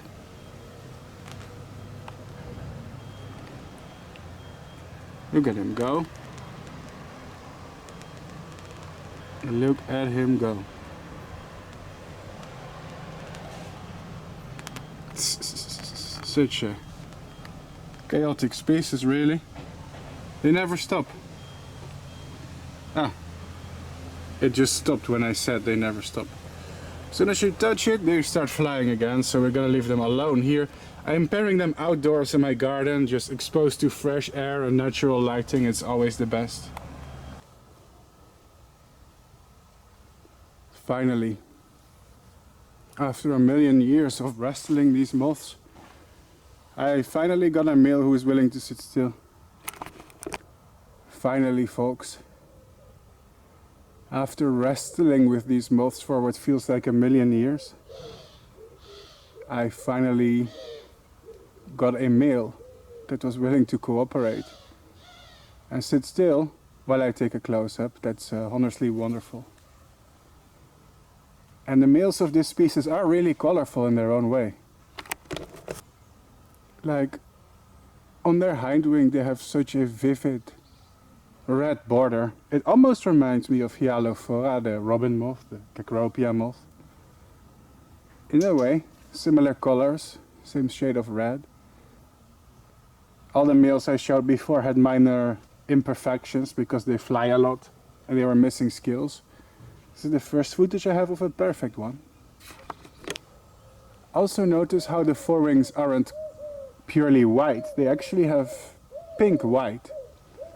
The species is quite pink, really, if you really look closely. Can you see the pink accents?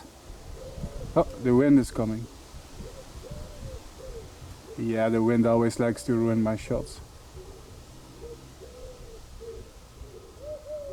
Do you see the pink? It's so gorgeous. Wow. This is one of those species that in real life is much more pretty than you can see on the pictures on the internet. You have to see it with your own eyes. Uh-oh. It's starting to shiver. This means it wants to fly away and I have to put it back. But thank you for the few moments that you gave us, Moth. I apologize if in this video I have been complaining about some personal stuff. Maybe I shouldn't do that.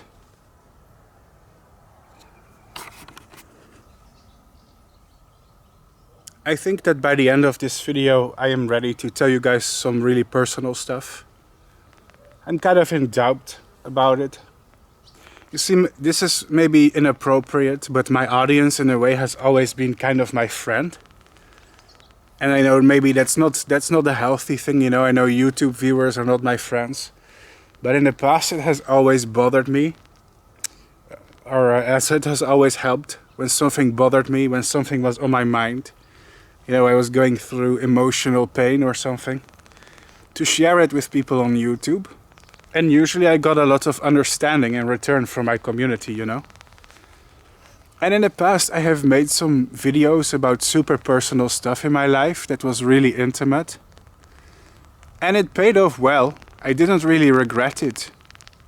The reaction from my community has been very emotionally mature to the troubles and things that I shared on this channel. Things about my life behind the scenes. At the same time, I do try to limit how much I talk about my personal life on this channel. You see, there is also danger connected to it. The danger is that if you talk a lot about your personal life on YouTube, it becomes part of the content. It becomes part of the entertainment. Right? It's like Pandora's box. You put this information out there and people become curious. But to some people it's also an invitation to become inappropriately personal. And I do think it's good to keep an emotional distance between the viewer and the YouTuber. At the end of the day, even if I hate to say it, you are the consumer, you are the person who enjoys my videos, and I am the artist, the videographer, the vlogger. And that is our relationship. You enjoy the things I make and that I do. And yes, of course it's very personal because I vlog my life, you know. It's also kind of my personal life. But a lot of the things I post online are also very limited. Limited to my hobbies and interests. It's a YouTube channel about butterflies and moths. It is not the Bart Coppens private life show. Even though from time to time I have enjoyed indulging my viewers a little bit, you know, and giving them little snippets and tidbits about my personal life and experience. I'd have to say it has paid off really well. I do not regret it at all. You guys have been wonderful to me over the years. You have been super supportive of everything I did and said. Yeah, and in that way I do feel like my community is a friend. I've had mostly positive experiences. I've had only one stalker so far in my YouTube career. Yeah.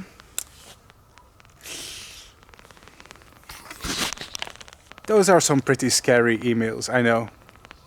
Stuff like that happens behind the scenes, you know. But generally speaking, people have been very kind and supportive. And at the same time, I do feel like in this video I've been complaining and hinting about my life so much. I feel like I do kind of am obliged to tell you guys something. Because at this point, every time a moth keep hatching, I keep bringing it up. Guys, my life has been so stressful lately. My life has been so bad lately. My life is so stressful, blah, blah, blah, blah, you know. Keep giving hints, but then not actually telling you what's going on. I don't think I can go back and delete it from the footage, you know. I've said these things. It's in the episode right now. I can't remove it from the episode. I also cannot film this all over again, because it means I have to breed the species again. But I do feel like I'm ready to share with you some personal stuff soon in this video. I just hope I'm not making a big mistake. My relationship with my audience is something I should think about as a YouTuber. you know. You kind of want to keep people on a leash. I don't want to be disrespectful, like you're not a dog or a pet to me. But at the same time, there is an appropriate distance, you know what I mean? Like we are not best friends, if you know what I mean. If you're watching a movie and with your favorite actor, I don't know, Harry Potter, Daniel Radcliffe is not your best friend. He is just a guy on the screen trying to entertain you. Elijah Wood is not Frodo. He is a different person in real life. So it's kind of like that, you know. Of course, YouTube is different because I am not really an actor. I'm not acting. I'm just being myself and sharing information about a subject that I really am passionate about, which is the life cycles of moths and butterflies. I love it. But it's also connected to me, my personality and the things I think and the things that I feel. It's all a very intricate balance of things that makes it complicated. That being said, I don't want to entertainmentify. That's not a word, but I'll use it. I don't want to entertainmentify. I don't want to make entertainment from my life and personal drama. There are things that I don't share on this channel. Which girls I am dating, where I go to school, what is my current job, where do I work. Those are things I don't share. Things about relationships, family, work-related things. Like, I'll give you hints about it behind the scenes, but I don't it's not Facebook, right? It's not my personal blog. I mostly show you the cool species I'm breeding, really, and the countries I visit, but it's all insect-related. So yeah, it's difficult for me to juggle with this balance from time to time. I don't want to invite stalkers or people who want to do a deep dive into my private matters. That being said, I'm also a very open person. But guys, I'll tell you this before this video is over. I'm going to tell you what is bothering me. I'm gonna share it. Just mentally preparing to do it. It's gonna happen. And then we'll never talk about it again. Then we'll never emphasize it again. I will never bring it again up in a video. Great news! We are having really good success with this species. I check back later to find even more pairings. It means the life cycle is effectively complete. See if they mated in the middle of the night last night. Well, folks.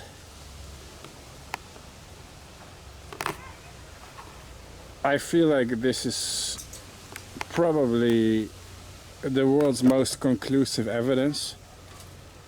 Like, I literally caught them in the act of mating. Now take notes of how the male is basically dangling freely below the female. Oops, I'm sorry. This is difficult to film. I have to find the right angle for it. So yeah, let's see if the camera wants to cooperate. Usually it doesn't. Ah, here we go. So yeah, here's a fun fact, guys. Hold on, let me adjust this for a sec. Oh, whoops. It's okay. Oh, oof, ow, ouchie, oof, hey, ooh, ay, ay, ooh. Okay, yep, come on.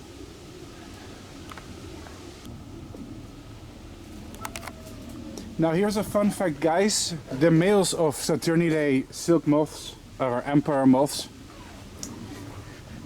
they have two hooks near their genitals. And when they are mating with a female, they use these hooks to attach themselves to the female. It's like a locking mechanism.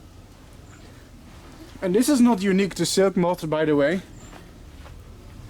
I'd say the majority of Lepidoptera use this strategy. In fact, I don't think I've ever seen a species that doesn't. As you can see, the male is freely dangling below the female. And I mean it. Like, he's dangling in the air.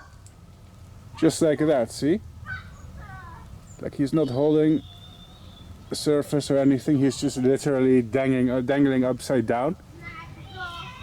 And the only part that's touching is their abdomens. Now, Silk moths that are pairing are actually difficult to film. If you are a fan of my channel who has seen many of my videos, then you've seen me breed species that paired in captivity, but I was never able to film the pairing. That's because for some species mating lasts for a very short time and the male tends to leave in 10, 20 minutes or 1 hour. And if that happens in the middle of the night, well, I'm not there all night to monitor them to see what's happening. So actually I breed a lot of these species on my channel. And in the majority of cases I never have a picture or a video of the pairing itself. Some species are more obvious, like this one. If you see this, then you can know sure that they've mated. Now this species mates at night or in the early morning. And the male just stays with the female to avoid other males from mating with her. So if you're gentle, you can even handle them. I don't recommend it, because touching them can disrupt the pairing, but I think this pairing is already over. It's from last night. It's just, the male just likes to stay with the female all night to guard her, so other males don't get the opportunity to mate, like he does. But here you go, here's the most conclusive evidence in the world, as I've said. But yeah, these are mating and the eggs that they lay are going to be fertile. And this is important because in this video I've decided I am not going to show you the next generation of moths. I'm not going to show you the small caterpillars, because the eggs of this species have to hibernate, always. And it's going to take me half a year to show you the offspring, and that would make the video production time crazy long, so you just have to believe me that these eggs that they lay, they will be fertile. You just have to take my word for it. But yeah, this is evidence, folks, and I'm very happy with this. I'm surprised I can handle them and they're still mating. I think I'm really privileged to be able to do this. There's not many countries in the world where it is completely legal to keep exotic silk moth species like this one. A lot of countries you need a permit to import non-native and exotic species of moths and butterflies. Now I know in America a lot of people breed exotic silk moths the way I do. But in America and the United States, for example, you technically need a permit for it. If you don't, it may actually be illegal to have this hobby. So I'm actually very lucky to live in a country where it's allowed, where I'm just allowed to raise animals like this, and I think this is worth it. I wish more countries had legal alternatives.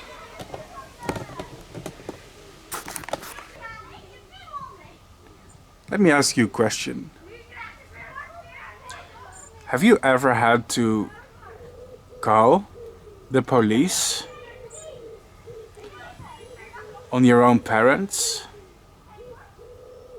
I did a few weeks ago.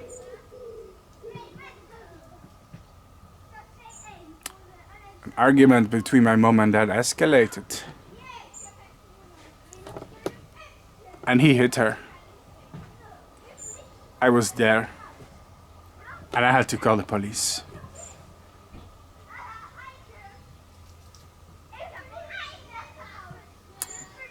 I don't come from an abusive household. I have loving parents. I'm very grateful for them. They are never violent. They are always nice, so it's a shock. You would imagine that somebody like me who tells a story like this is used to it, that this happens regularly. This is a kind of household where stuff like this happens systematically, but it isn't. It was a one-time escalation, and that's why it was a shock. Because my mom and dad have always been... Well, they had their arguments, of course, like anybody who is married. But it never escalated to a point where it got physical. And that was terrible. My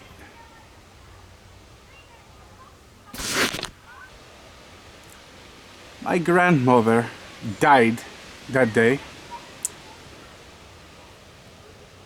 And my dad was grumpy because he didn't want to stay at the funeral for too long. I have a loving and supportive family. Especially my parents, they support me in everything that I do. I'm very grateful for my mom and dad also. They're behind the scenes, but I'm very close to both of them. They are still married for a long time. They've been married for a very long time. Very long time. And without my parents, I wouldn't be able to do all of this stuff because they support me and my silly dreams and my hobbies. So yeah, I have some of the best parents ever. So thank you, Mom and Dad, for enabling me to do all the crazy things that I love. And please forgive me for my flaws and the mistakes that I make.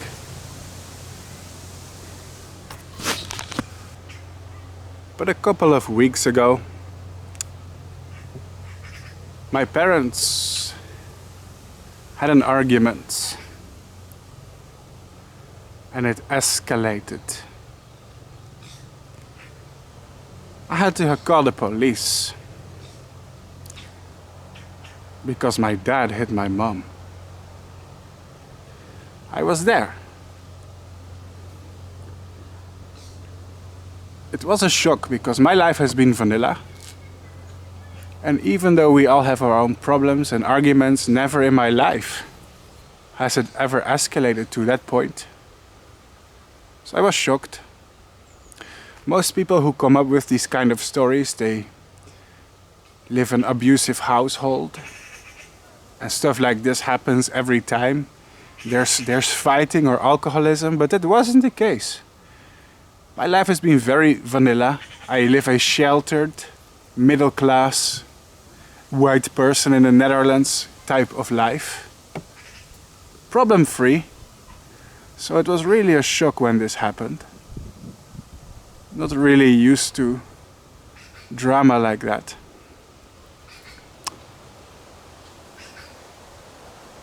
It happened on the day that my grandma died. My grandmother had died. And my dad doesn't like my mom's family too much. So he was arguing that he didn't want to stay at the funeral for too long, which is very selfish. It's not something you should say on the day somebody's mom freaking died. Like, I don't want to go to the funeral of your mom. I don't want to spend too much time there. I want to go home early because I don't like the family. And it got into a huge argument. I had to call the police. I'm not gonna describe the details, but it was ugly. It's happened in the same few weeks that my sister had a mental health crisis, mood swings, and showing very self-destructive behaviors. Cheating on her long-term boyfriend that she had for 13 years. I still have to make sense of everything. And that's not all that happened. I hope I can trust you guys with personal information like this. I know it's not right to make it public. I know my private life is not YouTube content, but you know what? Fuck it. Seriously, I don't care anymore. Sometimes things need to be discreetly shared. I hope I am not regretting this decision of sharing this type of information on YouTube. I probably will.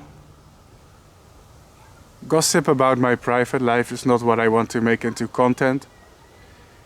And most of the time I respect people's privacy, right? If you are my friend or my family. I'm not going to share on YouTube everything that happens behind the scenes, right? That is psychotic, it's insane. So why am I doing it now?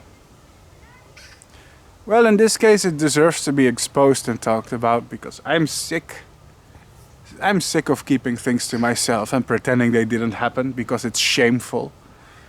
If you do shameful things, if you do terrible things to people, I'm gonna expose you. I'm gonna expose you to the world. I'm gonna talk about it to everyone. If you hurt other people, I am not going to be your best friend and pretend it didn't happen. No, your punishment is the fact that everybody will know. Let me tell you something about me. I may be an arrogant fuck, okay? I may have a little bit of an ego maybe. But I never hurt someone physically. I never slapped or punched somebody in my life. Well, maybe playfully as a joke. But not with the intent to hurt someone. Let alone a loved one. How can you be so fucked up? I will never understand these kind of things. So yeah.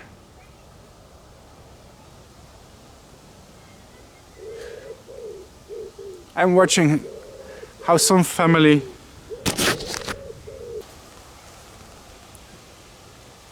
it feels like everyone has gone crazy at the same time. At first there was a loss of life, of course, and a funeral. It didn't affect me that much because I was never that close to my grandma actually. Of course it's still sad to bury somebody that you know. You know, it's confronting, it confronts you with death. I was never close to grandma, but... And then there was freaking domestic violence in my family that I witnessed. And then a mental health crisis of somebody that I am close to. Watching them take substances, make impulsive decisions while they are manic, having a manic episode, mood swings, driving drunk, driving with high speed on the highway and filming it just for kicks. It's hard watching people destroy themselves if it's somebody that you love. And it's especially crazy that all this happened in 1 week because my life is just super vanilla. I've had the most sheltered white boy life of anyone on the planet. Like for the past 30 years I've just been non-stop filming moths and having fun. No family drama, no debts, no personal issues until this year it all explodes. Maybe we were always crazy and this year it was just a manifestation of years of problems. Good news is I don't hurt people myself. Well, I can be grumpy, I can be cynical, I can be arrogant, I can be egotistical, egocentrical and an opinionated asshole.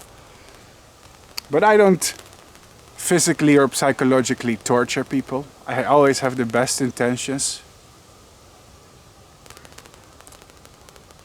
And it hurts to see that there are so many people in this world. I don't blame them because there's a common saying that goes like hurt people. And it's true. There is like a perpetuation of personal and psychological issues that is going on in our society. I hope I'm one of the people who is a cycle breaker. No matter what bad things happen in my life, no matter how bad and tough it gets, I will try my best not to use other people as a scapegoat for my issues. That's how these things perpetuate themselves after many generations.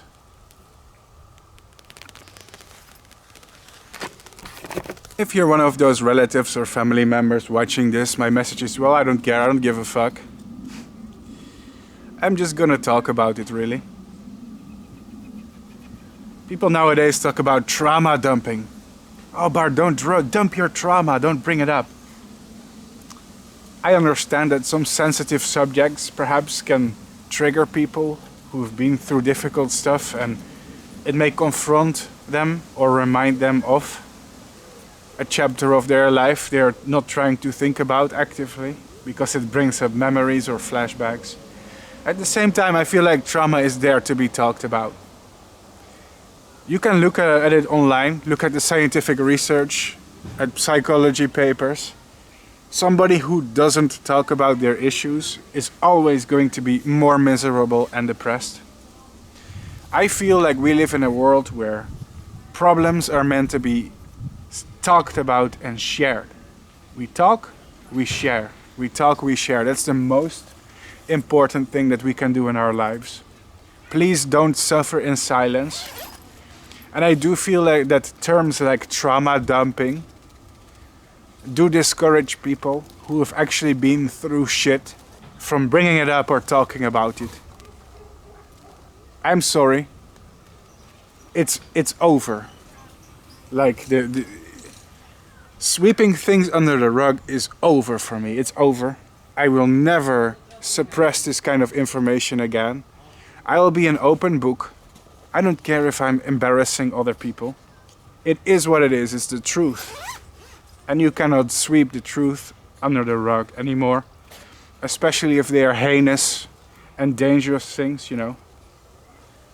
In fact, one of the problems in this world is that people are too passive. People have a "it's not my problem" attitude nowadays. When it comes to many things, right? When it comes to the climate, people say, well, I don't care, it's not my problem. Other countries are responsible for the pollution or deforestation. I don't want to give up my comfort or resources, right? It's not my problem. Or if it's a pandemic, hey, I'm healthy. Why should I care about people with a weak immune system or elderly? I don't give a fuck. It's not my problem. Right? That's how people think.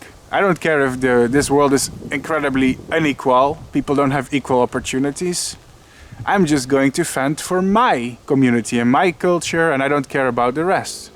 It's not my problem. And that's one of the things that's making this world so shit. It is really shit right now. We have wars, recessions, pandemics. Wow, we could be making things better. And mental health is a part of that. Because it's another issue, another example of people saying it's not my problem. I'm not gonna talk about it. People don't want to hear about your depression. People don't want to hear about your trauma. People don't want to hear about the things that you struggle with. Because people are selfish and we don't hear people out anymore. We are not genuinely interested in people anymore, it feels nowadays. Well, we should be sharing their stories and learning from them. Because when we help other people process the bad things that happen in their life, you know, we will get the same benefit from others when bad things happen in our life that we need to talk about. And I think talking about things is actually a major psychological need for humans. There's a lot of bitter people in this world who are emotionally stuck. They regret the choices that they have made in their life. They are not happy with who they are. They chose the wrong career. They moved to a different country and they regret it. They married the wrong person and they regret being with their partner, but now they feel stuck in a marriage where they're unhappy. There's a lot of people who hate their job. And all these people are in denial. They deny it. They don't want to look into the mirror and say, I am unhappy, I am sad, I am depressed, I have regrets. Because let me tell you something, admitting to yourself that you made a mistake is difficult, yeah? It hurts your pride, right? It humbles you. But it also is a very bitter pill to swallow psychologically, to admit that you're not happy, because the denial helps people cope with their unhappiness. But at the same time, when you admit that you are depressed, when you admit you are unhappy, when you admit you are traumatized or dealing with something, that gives you the strength to change it. If I admit I hate my job, it gives me the psychological resolve to find a new job and quit my old job. If I am honest to myself and I admit that I hate the person who I married, who is my partner, I cannot stand them, then this gives me the psychological motivation and resolve to divorce them and find a partner that suits me. If I am living in the wrong country and culture, and I admit it to myself, it gives me the motivation to move, to find my people and my community. If I admit that I am unhappy, or sad, or depressed, it gives me the motivation to get therapy or help. And the moral of my story is things don't improve unless things don't improve unless things don't improve unless you admit that things need improvement, unless you admit that you are unhappy, unless you admit things are not going the way you wanted, unless you admit that you are sad, that you are shocked, that you are hurt. We should live in a world where we talk about it, where we share our emotions and feelings like that openly, without shame, without being a burden on somebody. Talk about it, please. What is bothering you? Talk about it. I hate these secrets, these sneaky little secrets that everybody has, because it feels like nowadays everybody is secretly carrying some type of hurt, some type of trauma or rejection from the past, some type of mental health issue, you know, some type of personality disorder, developmental disorder or mental illness, which should be talked about. This should be respected. Mental illness feels like a dirty word nowadays. Personality disorder feels like a dirty word. But these things are real and people struggle with them. It happens all around you. Substance abuse, domestic violence, it's all more common than you think. And it's because a lot of people want to live in an ignorant, blissful bubble and don't want to be confronted with the pain of their friends, or maybe they don't have the emotional or mental capacity to open up and talk about it, which is also a shame. We should teach young boys and girls to talk about their feelings from as young as possible. We should not make a taboo. I think the taboo on trauma, the taboo on things we experience, it's improving. More people are nowadays paying attention to mental health. More people are talking about it. You know, there's a lot of grifters on TikTok who have like pseudo-psychological profiles where they get millions of followers for using therapy speak. But even in that I can see some good, even if I sound very cynical and negative, because hey, anything that helps people to talk about it and normalize these kind of conversations. My channel is not just about insects, it's also about this kind of things. It's very subtle, but I mix certain ideological things in my videos that will maybe change people's mind, not about nature and insects and moths, but also other interpersonal stuff. I'll be very happy if you learned from me. Anyway, these were the things that bothered me, and I will shamelessly talk about them. If you're one of the people I talked about on YouTube in public, I am sorry. I don't usually do this. I don't share every detail of my life. But this was so extreme, I had to share it. And I hope my audience is responsible enough to carry this information. And it's not an invitation to be a paparazzi and to dig into the intricate details of my life. I have made several super personal videos before on this channel, and my community was very emotionally mature about it. They didn't ask inappropriate questions about my private life. And some people were very understanding and emotionally mature. And this has encouraged me to share even more right now, which is a rare moment on YouTube. I don't really do that very often, and this is probably the last time I'm going to talk about it for a while. This is not the Bart Coppens private life vlog channel, it's just me educating you about insects with a little mix of random stuff that comes up in my mind, I guess. I'll talk about anything that pops up into my mind. And today I just had to share something personal, because during the making of this video I was going through some shit. I was.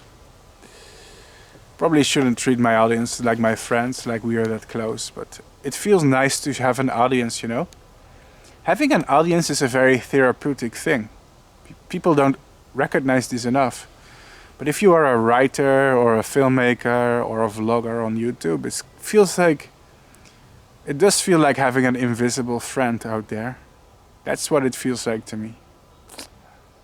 Maybe I lack people to talk about with this kind of stuff too. Actually, I don't think so. I have at least 4 or 5 close friends who know everything that goes on behind the scenes in private, so I don't have a lack of people who understand me. I actually have a lot of support and attention from my community. And I trust you guys to be emotionally mature, to not start the gossip machine. YouTubers are not fair game, and the private lives of YouTubers are their own business. And you are not entitled to private information of my life, right? Like I said before, there's a lot of things I don't share on this channel. I don't share my love life, I don't share my work most of the time, like where I'm working, where I'm studying. So I keep things vague on purpose, because it's good to have an emotional boundary between me, the YouTuber, and you, the viewer, right? There should be distance between us. But in rare occasions, as a treat for being so supportive of me and what I do and making so many things possible in my life, I like to give back to my viewers and sometimes share really personal snippets of stuff. It helps that I'm not super famous. My channel has a small but loyal community, but I know there's not gonna be millions of people watching this. There's gonna be 2,000, 3,000 people at best. Maybe over the span of 5 or 10 years, 10 or 20,000 people, but I feel like I can share this with a small, moderate community that's into very fringe topics, like this particular silk moth species.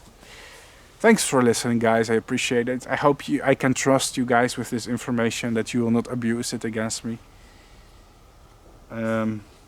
But I was complaining so much in my video about things are difficult in my life. I felt like, yeah, at this point I have to share it. Otherwise it's gonna be this mysterious video where I only complain. And it's just gonna feed people's curiosity. I can't really edit it out anymore, so I'm stuck. I painted myself into a corner by complaining and hinting and not telling what's going on. It's so embedded in the video and the content I made, like at this point I just have to tell it. Yeah, and that was the tip of the iceberg. There's more stuff too, but I don't even feel like sharing everything. This was just the major stuff. There's also the fact that I had an argument with a close friend, and some personal issues myself. I struggle to be independent, to take care of myself. I feel like a huge loser sometimes, you know. There's other things that are making things hard. Yeah, my self-esteem is very low sometimes. Stuff like that. I have financial struggles. So, I'm trying to make a living on YouTube and it's incredibly freaking hard. And what else is there? Concerns about the future, I guess. Just concerns about the future and the people around me that are deteriorating. I didn't even bring up my dad's terrible health, his bad heart, some of the health conditions he has that could be deadly in the future. Oh, there's so much stuff.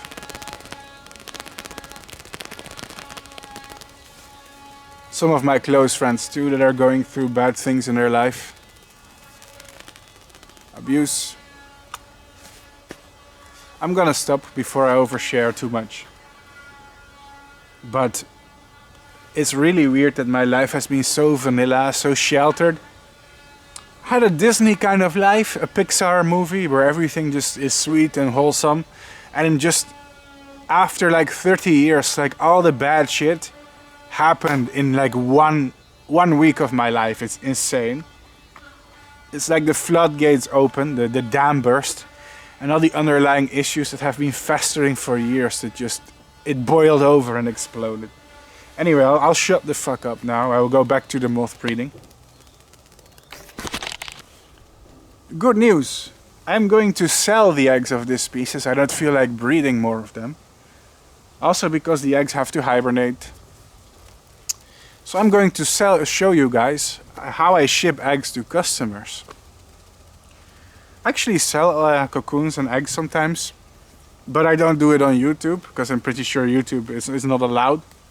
It's not a selling platform. I do also give discounts sometimes and breeding material to people who are members of my Patreon. My YouTube channel is demonetized by YouTube. Like I don't make anything from these videos. From this video I will make $0. The only money I make from YouTube is what people donate. It's crowdfunding. And as a return, as a symbol of my gratitude, sometimes I give discounts or other rewards to my Patreons who are a member of my Patreon. Patreon is very important for me. Patreon is very important for this channel. Like without it I cannot make these super long videos. So yeah, I'm gonna show you how I ship and sell these eggs. Oh, by the way, this is a little bit out there. But if you like me talking about really sensitive and personal things on a much more mature level, you actually may want to check out my podcast. It's called the Rhodopneuma podcast.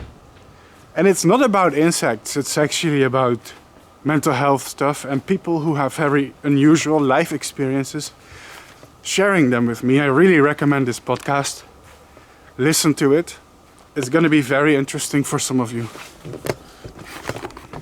Well guys, usually in my web series MothCycles I continue the life cycle always.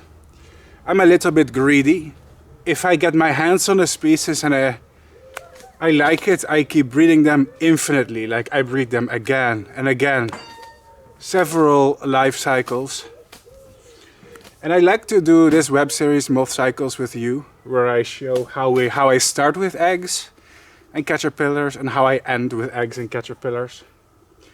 But typically I don't really have the patience to hibernate eggs, and I am more tempted to sell the eggs of hibernating species. Oh, these pigeons are really fighting. Aggressive bastards. But I decided... Jeez. These things are vicious. Sorry, distraction. I am going to show you today how you can actually make a little bit of hobby from this money. How you can make a little bit of money from this hobby and sell and trade the eggs internationally. Now I have many customers.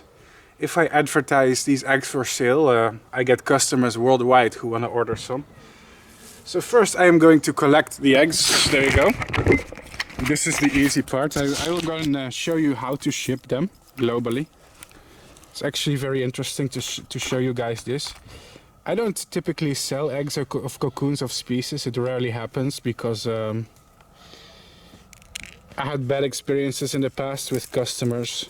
Really, people nowadays are rude and demanding. I also think it can kind of ruin the fun if I get many people just begging for the eggs of a certain species and I have to let those people down and say no, sorry, I'm sold out. Sometimes people get offended because they feel entitled to the eggs of a certain species I'm breeding. Now as we can see, some of the moths have already died. This female has died of old age, literally. She's spent. Rest in peace, buddy. Yeah, she's dead. I'll show you later what I do with the dead moths. I actually use them to make money as well. So yeah, I guess today is going to be a money making tutorial. This male though, he has to stop flying. He has to calm down first. Anyway, these are the eggs. And these moths have laid many eggs in their cage. Now you can just use your fingers to collect them.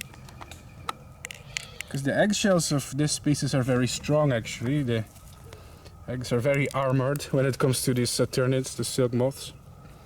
If you are breeding other species or families of butterflies and moths, you have to be careful sometimes. Sometimes the eggs can be soft, fragile, but this is not the case with Rinaca. Well, generally big silk moths tend to have very firm and strong eggs. So I'm just collecting them here first in this container before I'm gonna sell them to people. There you go. So the market value of the eggs of this species is about $1 each. Of course, the market prices fluctuate according to supply and demand. And in some years, when a species is very popular and widespread, the prices can go down if many people are breeding it. It's really supply versus demand, but the market value right now of this species is about $1 per egg. Now I counted about 150 eggs here in just a few minutes, so this is about $150 worth of eggs. And I still have one live female that could lay more, and I haven't collected all of the eggs yet. Collected even more eggs. I stopped counting. I think this is about 250 eggs or so. So now we have to put on the lid. There you go.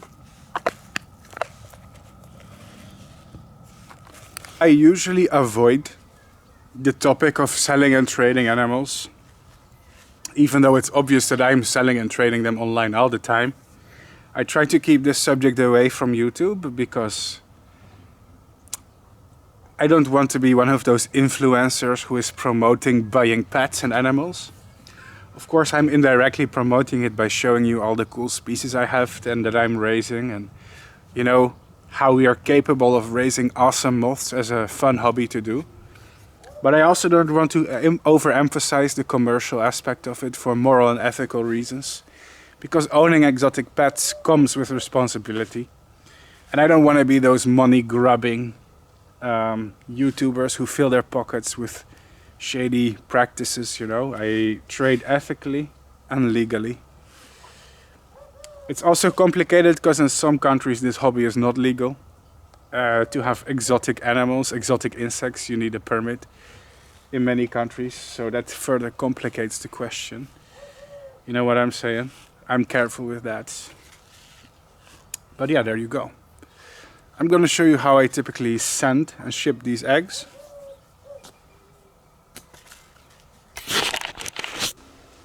So what happens with the moths after they die? What happens with all these eggs?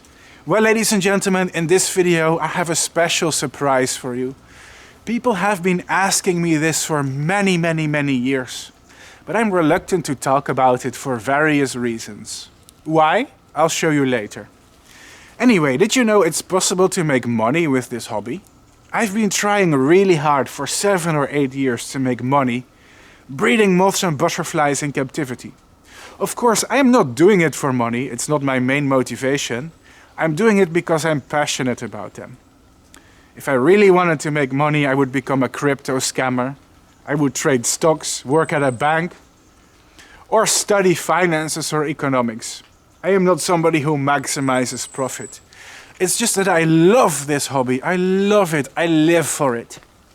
But to make it into a lifestyle, you kind of have to justify it financially. And this is my biggest struggle. But since last year, after 7 or 8 years of making video after video and writing website after website, I found a way. One of the things I found is Etsy, and in particular selling framed butterflies and moths. It has been a lifesaver. And did you know that in 1 year time, guys, I have had over $8,000 in orders. That's right, over $8,000 in orders on Etsy. I've been doing really well for myself lately. And this is very positive also for the YouTube channel, because I've always been struggling to justify this hobby, justify making so many videos in my backyard that take many hours to film and only get a small amount of views.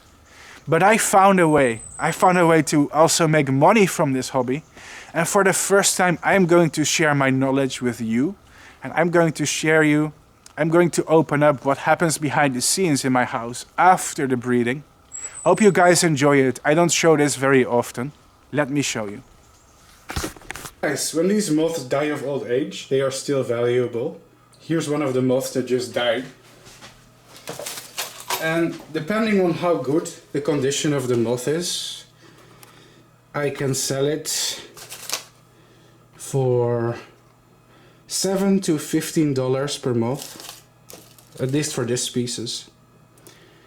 Now that may not sound like much, but if you are raising like, 20 or 30 of them, you can sell them for $10 each. That's gonna add up, and that's how I make some of the money back for my hobby.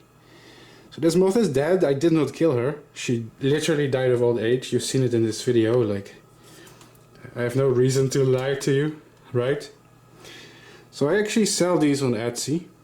First I'm gonna do is I'm gonna use a pin through the thorax. How do I film this in a way that I don't get too much shade and shadow? It's inevitable due to the angle of the lighting, I guess. Anyway, a lot of people ask me, Bart, will you ever make a tutorial of how to preserve or pin butterflies and moths?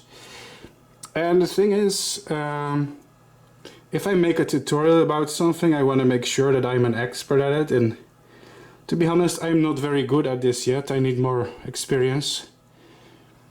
With this, I have pinned and preserved many butterflies and moths in my life, but I still mess it up sometimes. I'm not a professional, and I'm one of those people that I don't want to be a YouTuber who does something once or twice and then feels the need to make a tutorial. I would like it if I watch a tutorial on YouTube, that somebody who makes the tutorial is actually an expert on the subject and not somebody who did it once. Yeah, and I'm not gonna make a tutorial on how to do this yet, I'm sorry. I just don't feel confident enough. But what you do is you use these paper strips, these wax strips, to hold the wings of the butterfly in the right position, and then you kind of pin it down. That's my understanding. You put one pin through the thorax, and some people put the pins in the wings. I try to avoid that myself personally. It really helps if you use butterflies and moths that died of old age, because they will be really supple and don't need to be hydrated. So here's what I do. See, I put the paper strip here on the side. I will actually kind of want to pin this paper down.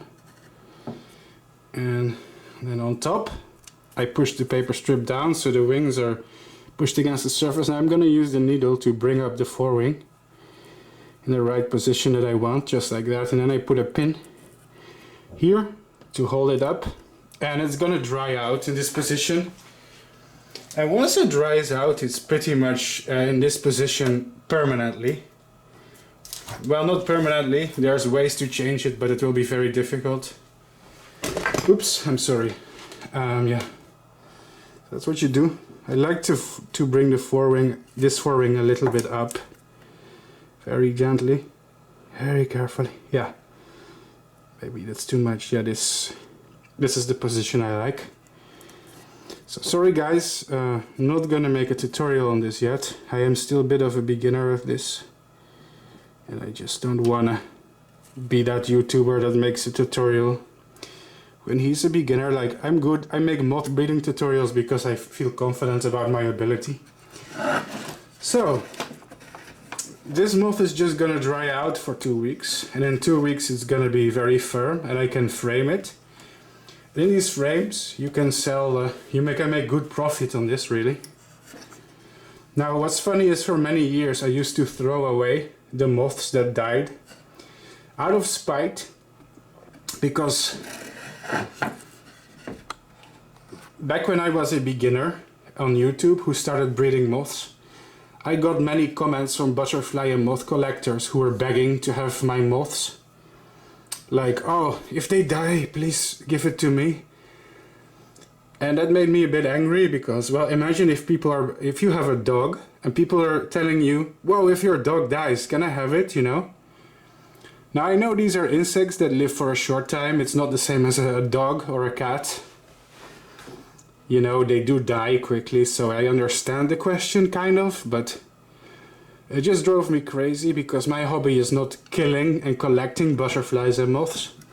My hobby is breeding them. I like to see them alive, alright? I don't kill them for it.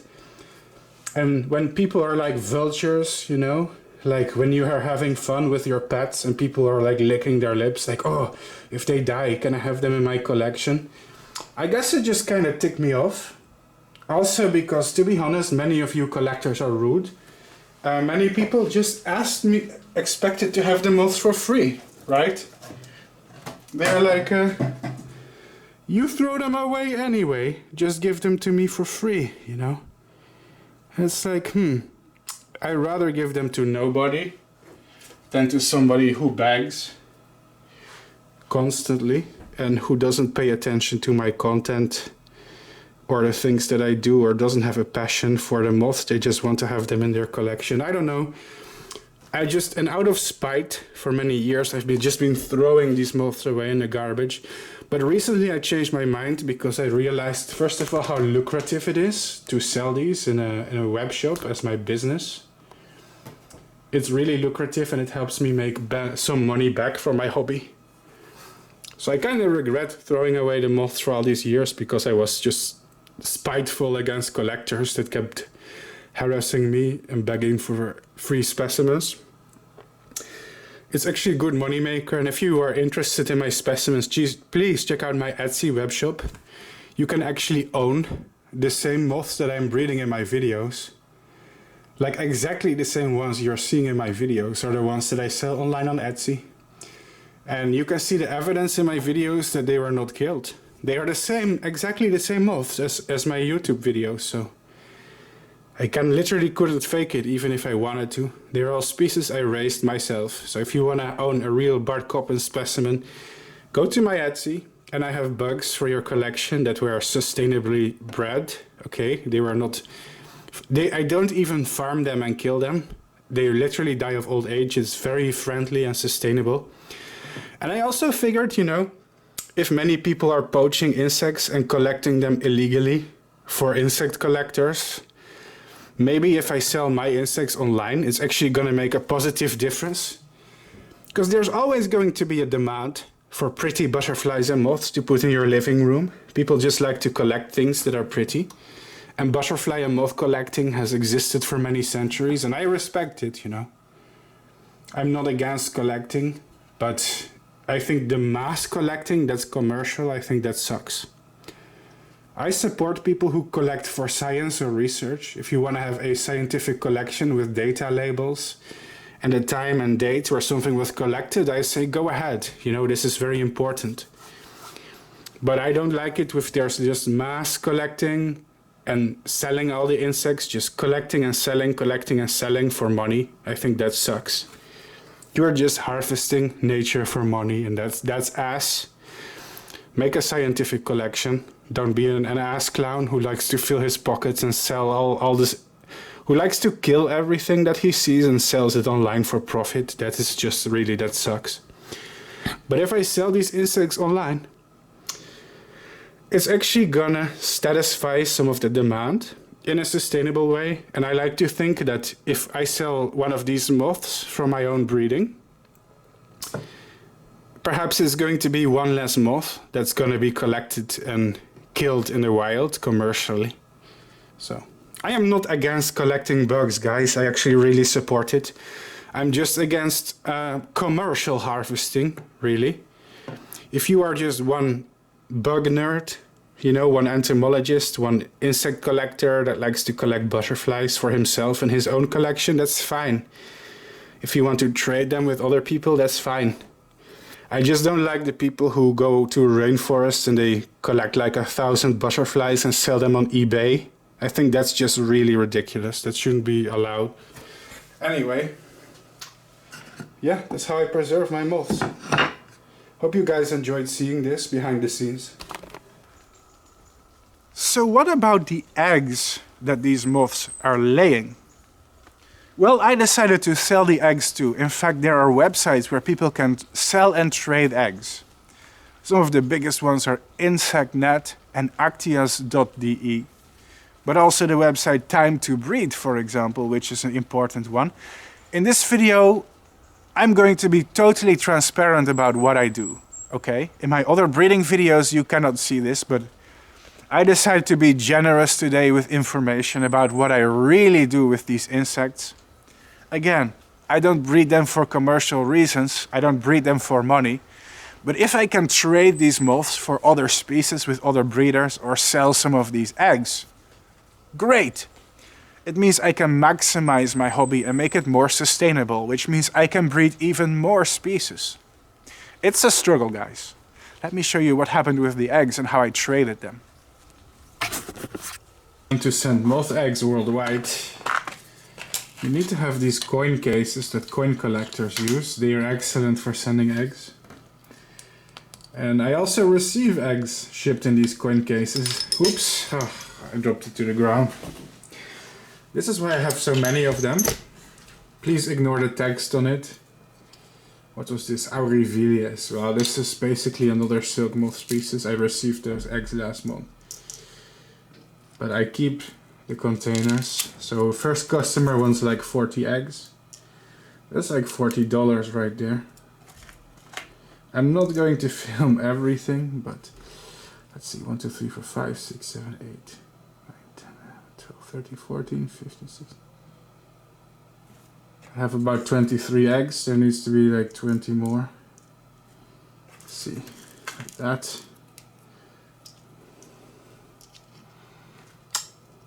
Yes. Many ways in which people ship eggs. People put them in straws and in tubes. But coin cases are my favorite. I think they are some of the best because they are very hard. Which means they don't get crushed easily, and you know how careless people are that work with your mail packages. They just throw them around because they don't care and they hate their life and they hate their job. So you take it like that, and then I glue it to a postcard. In this postcard I'm gonna write something to the customer, but it's confidential. I'm gonna include my payment information. But here I make these cards myself. Right? I'm gonna write stuff on it, but I cannot show it on YouTube because it also has the name of the customer, and hey, gotta respect people's privacy. So I'll write something like, this is actually a Dutch customer, so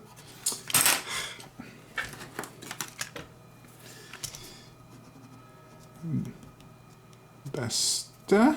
It basically means dear, and then customer. I'm gonna write the name later so you guys don't see it.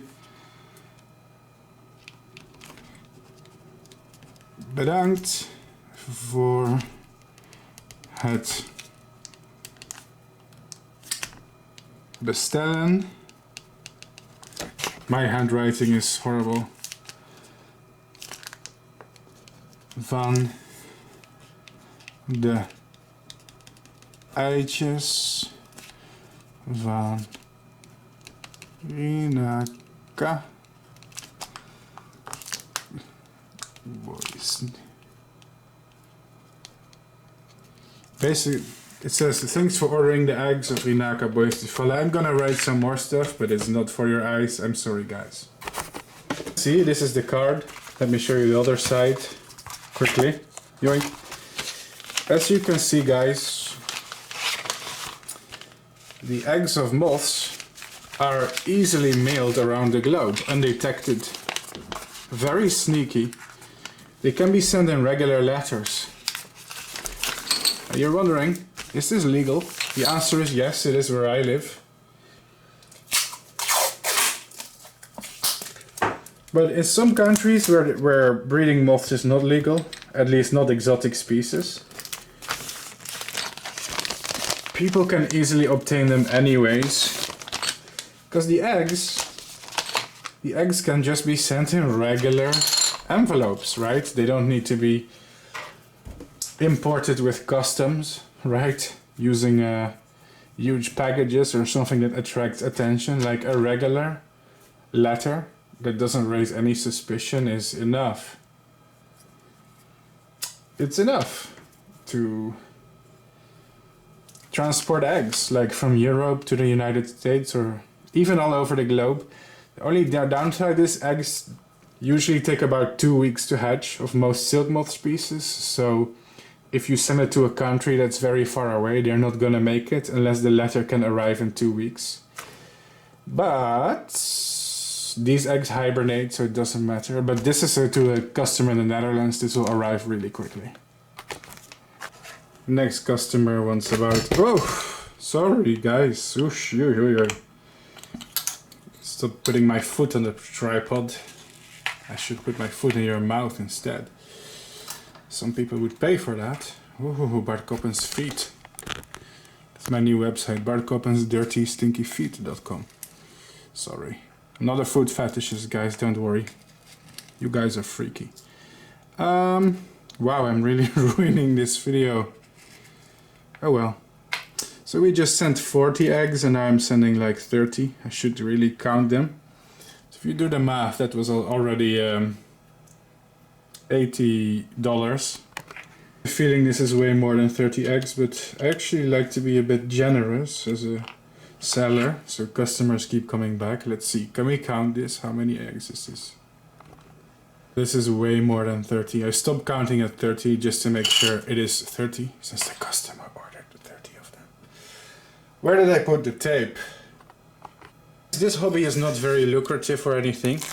Absolutely not. That's why I am struggling. I'm struggling financially with this hobby and this channel.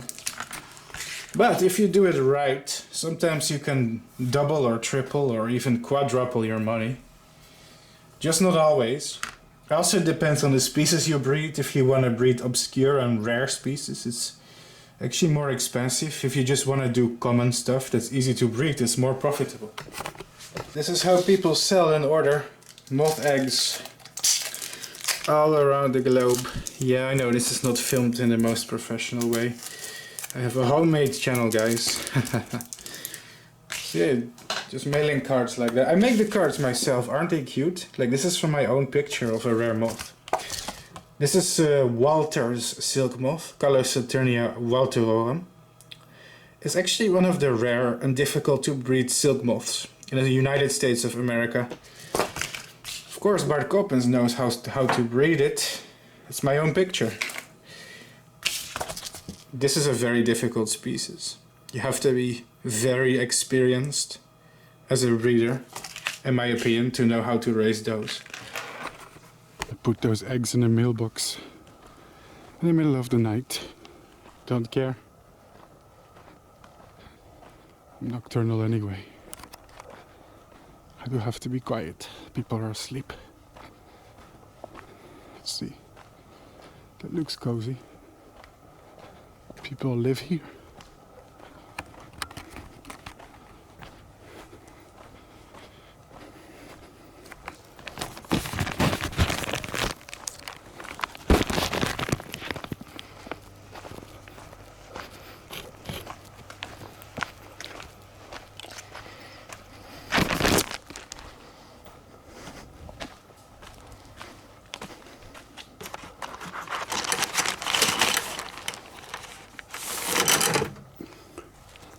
Yep, going back home. That was hundreds of moth eggs being posted around the globe. Setting eggs in a rosy maple envelope. Here for a very precious customer, going around the globe. Another one died of old age. I'm gonna give this specimen to a friend. If you're watching, hi Jacob. I'm getting a lot of eggs too from the mail in return for the eggs that I traded of Rinaca boisduvalii. I received today eggs of Amata vga and they're already hatching. Here's the babies. A beautiful European moth, Euplagia qualipunctaria, also known as the Jersey tiger moth. And Caligula vaccini. These eggs hibernate. It's called the blue underwing. So these are 3 species I traded online. Let me quickly feed the babies.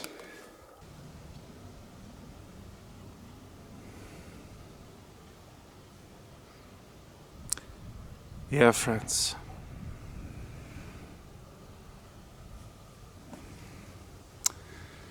I'm enjoying the sun. It's the last days of summer. I'm gonna miss it. It's currently mid-September. In October in the Netherlands, things start to cool down. I probably have like 2 weeks left of nice sunny weather. But yeah, that's how you do moth business. We had a good breeding season. And I exchanged my eggs of this species for eggs of other species. Let me show you what I obtained.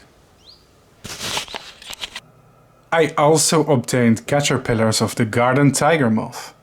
This is perhaps one of the most interesting and beautiful species of tiger moth that anybody can breed.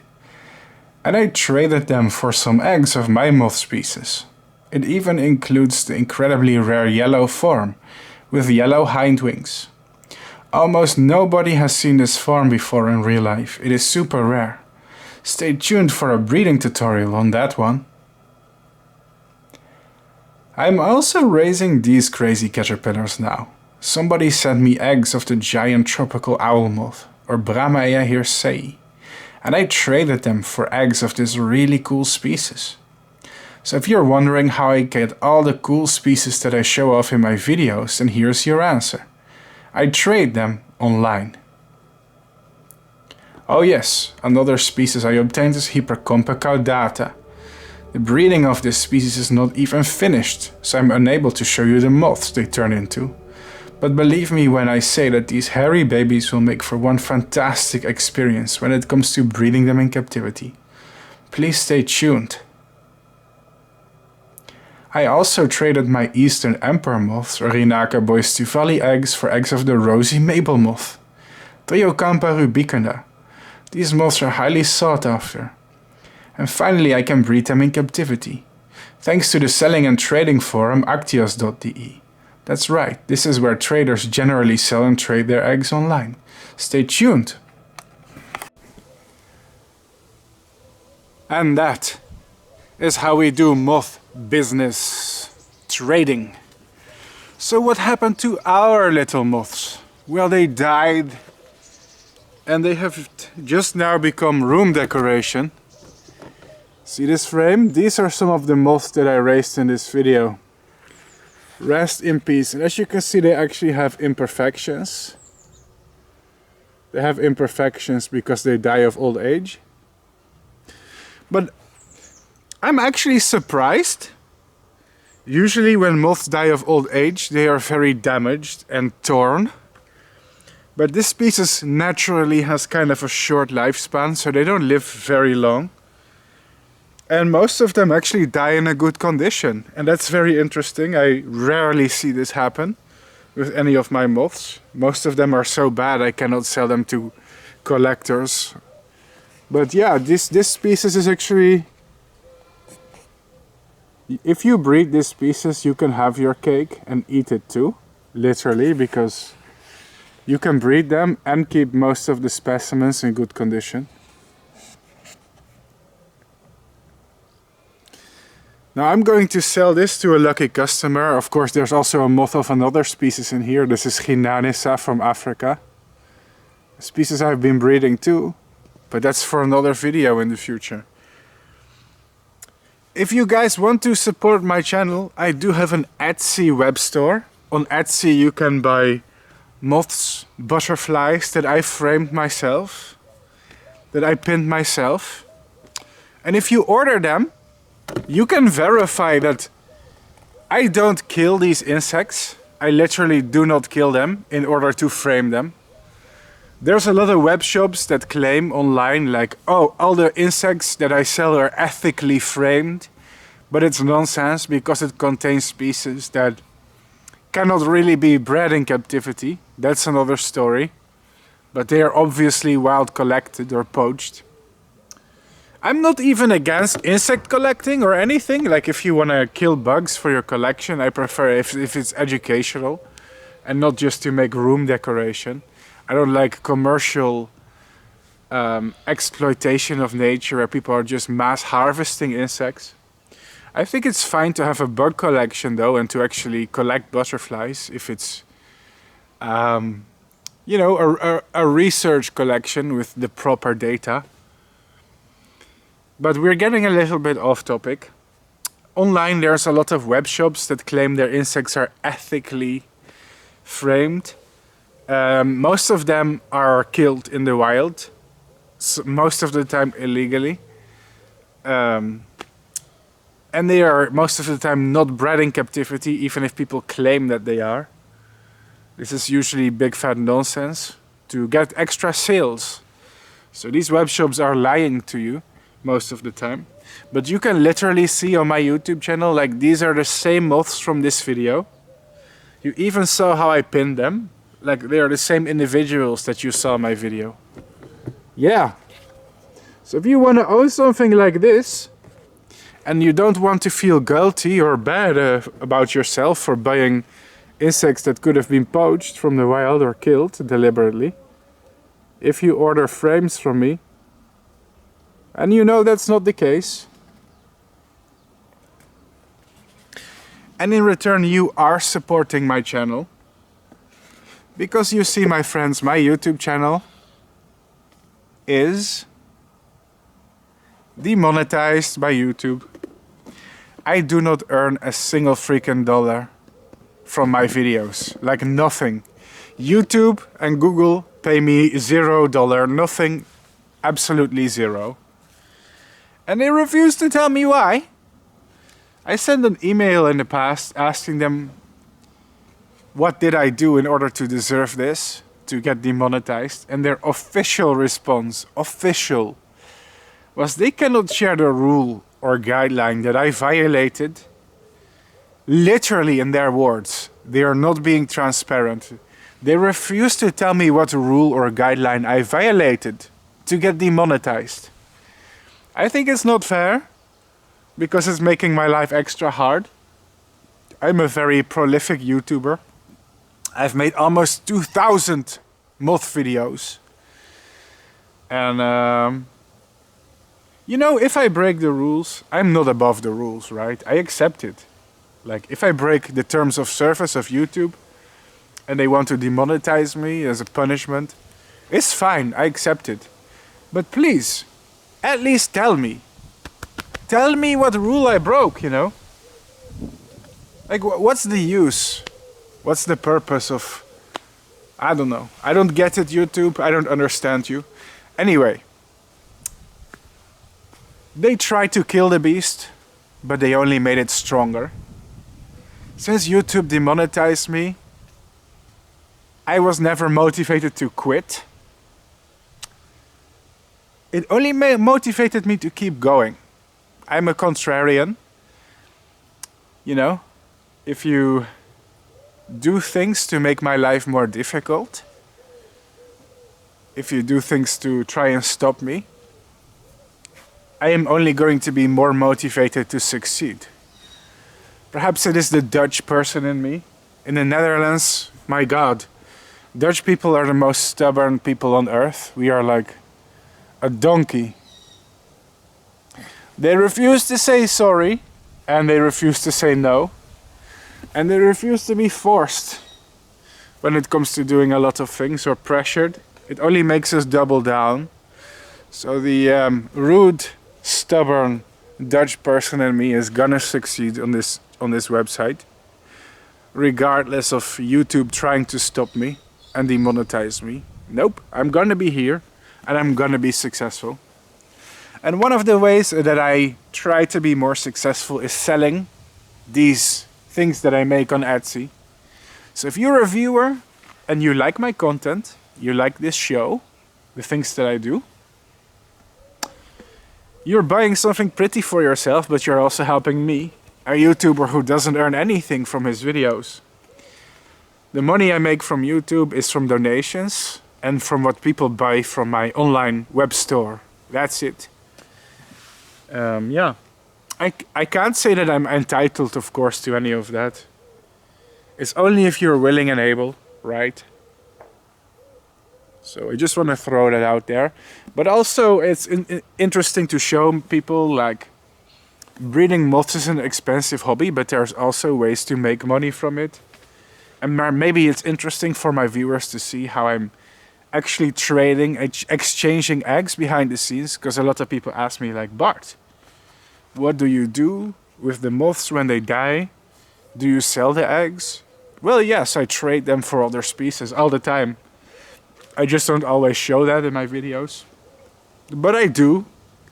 I don't like to breed the same species all over again. You know? Yeah, basically that. I hope that you guys enjoyed that segment. it was a little bit of a unusual segment, because in this mini-series that you're watching, called MothCycles, I usually just focus on the breeding part of how to breed the species in captivity, how to take care of them, how to finish the life cycle.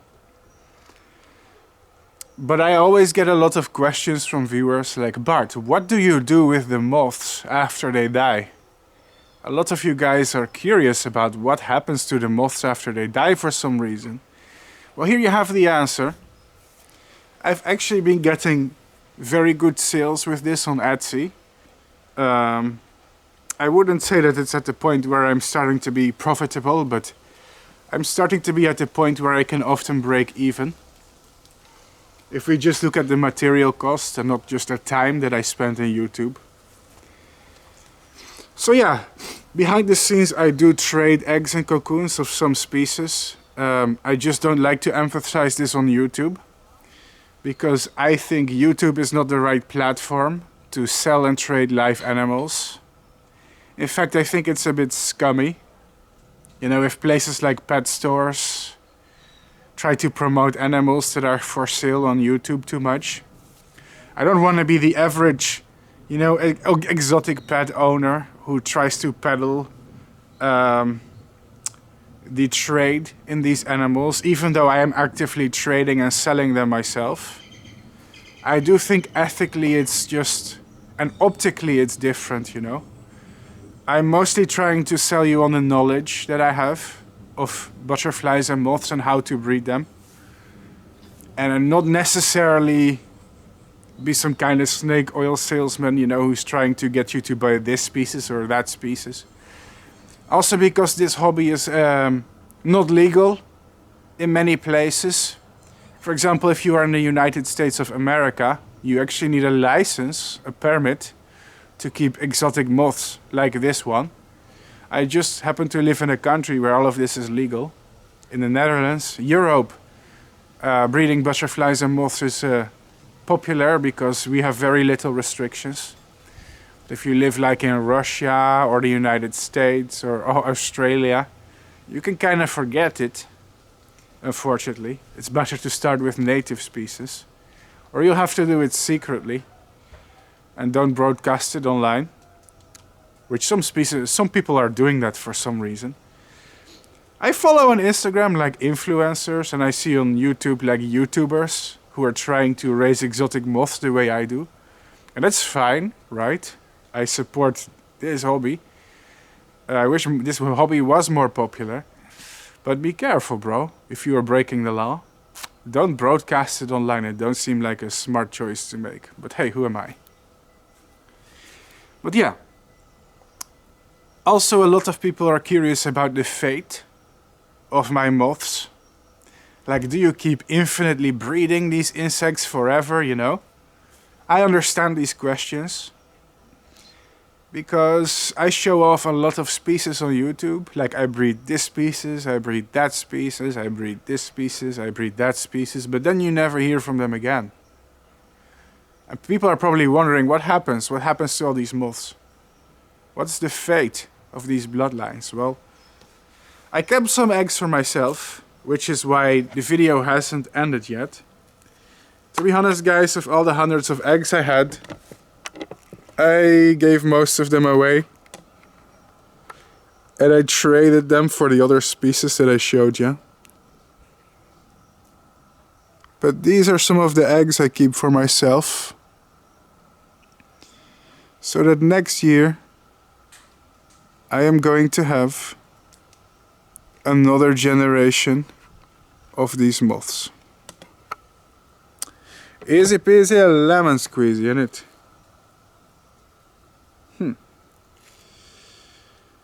It's gonna be an interesting year. I kept like 20 eggs for myself.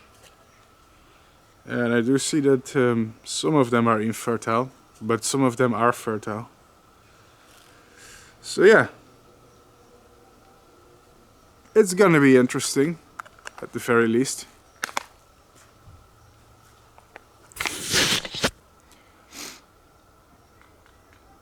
I usually end these videos by completing the life cycle, by showing you guys, hey look, baby caterpillars, we did it, life cycle completed.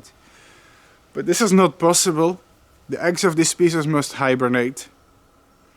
And it's currently the month that I'm right now filming. It's late October, almost November. It's near Halloween right now. Let me tell you all something. If I want to breed this species and hibernate the eggs, it's gonna take at least until April or March. So that's gonna be a long time.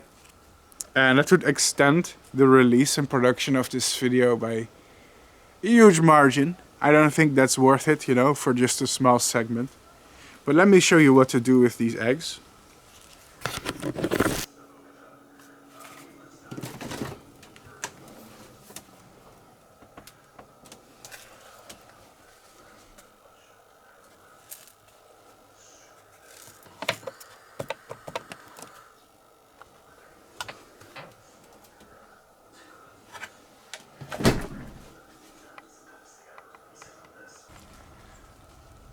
You can do it outdoors, you can do it indoors, in the refrigerator. If you do it outdoors, make sure to protect the eggs from predators and extreme weather. Thank you guys for watching. And as usual, I talk a little bit about the ecology of the species too, so we can learn. Today we are quickly discussing a special moth. Not too much information is found about it online. This is Rinaca boisduvalii, formerly known as Caligula boisduvalii. It is known as the Eastern Emperor Moth, since I gave it that name. That's right, the common name is because of me. It is a quite fascinating species, and it is relatively widespread and common, and it makes for a fantastic silk moth to breed in captivity. You're watching a special episode of my web series MothCycles. And in MothCycles we don't just breed the insects, we learn about their ecology and life cycles. Interestingly, there are not many maps available of their current distribution, so I had to make one myself. In fact, where their distribution begins and where it ends was difficult for me to find, surprisingly, despite it being a somewhat common species. It turns out that where its range extends into Siberia and where it precisely starts and ends is hard to pinpoint. Because this is a large, forested area that also has mountains, in which not too many people have made very detailed moth records. However, I was able to confirm this species in at least North and South Korea, northeastern China, Heilongjiang, but also the Russian Far East, including the Amur region, southeastern Siberia, and the Primorye region. It is possible that the Stanovoy, the Sayan, and the Altai mountain ranges restrict the species in Siberia and Mongolia. Yes, the species is also found in the most northern Mongolia, at least based on some scarce observations. That being said, some parts of this map are a conjecture. Take the map with a grain of salt. I had to make it myself based on very limited records. There also seems to be some confusion with related species. For example, Rinaca boisduvalii is distributed in Japan, including Tsushima Island and Taiwan, whereas Rinaca boisduvalii is distributed in northern areas, such as China, Russia and South Korea. Now these two species look very similar and are difficult to tell apart. The reliable way to tell them apart is DNA, or minuscule differences in their wing markings. These moths and their populations are, in my honest opinion, a little bit understudied and need to be studied more closely in order to be better understood. There are possibly still unknown subspecies of them, Perhaps we will get to breed and compare the second species Jonassi to one day. It helps if you all order something from my Etsy, hint hint, it supports my channel and the production of these long videos. Rinaca boisduvalii likes forest environments. The regions where they are encountered have vast forests. That's the good news. There's a lot of things that we can say about Russia nowadays. But one point I will give to Russia is how amazing their giant forests are. And a lot of them have been conserved. Forest species tend to be inherently vulnerable against, surprise surprise, deforestation. The food plants of this species are numerous. Larvae have been found on Juglans mansurica or monkey nuts, Philodendron amurense or amur cork tree, Malus mansurica or Siberian crab apple, Categus pinnatifida or Chinese hawthorn, Betula or several kinds of birch trees, Prunus or several types of wild cherry, Corylus or hazel species, Cornus controversa aka a giant dogwood tree, Castanea aka horse chestnut, Pyrus communis aka wild pear, Quercus or several oak tree species, Zelkova serrata or Japanese elm tree, Tilia or lime tree, and probably many more plants not included in this list. One thing becomes clear. This species is opportunistic in a way, and it can use many of the common deciduous trees that you would typically expect in woodlands in these regions. The eggs of this species appear to hibernate. In this life stage they spend winter, as is usual for many of the Rinaca species and their relatives.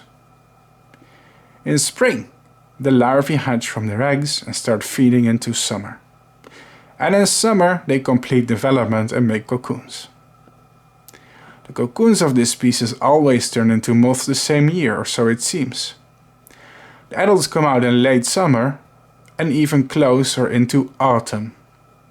This species is relatively easy to rear. There is a small community of people who breed moths.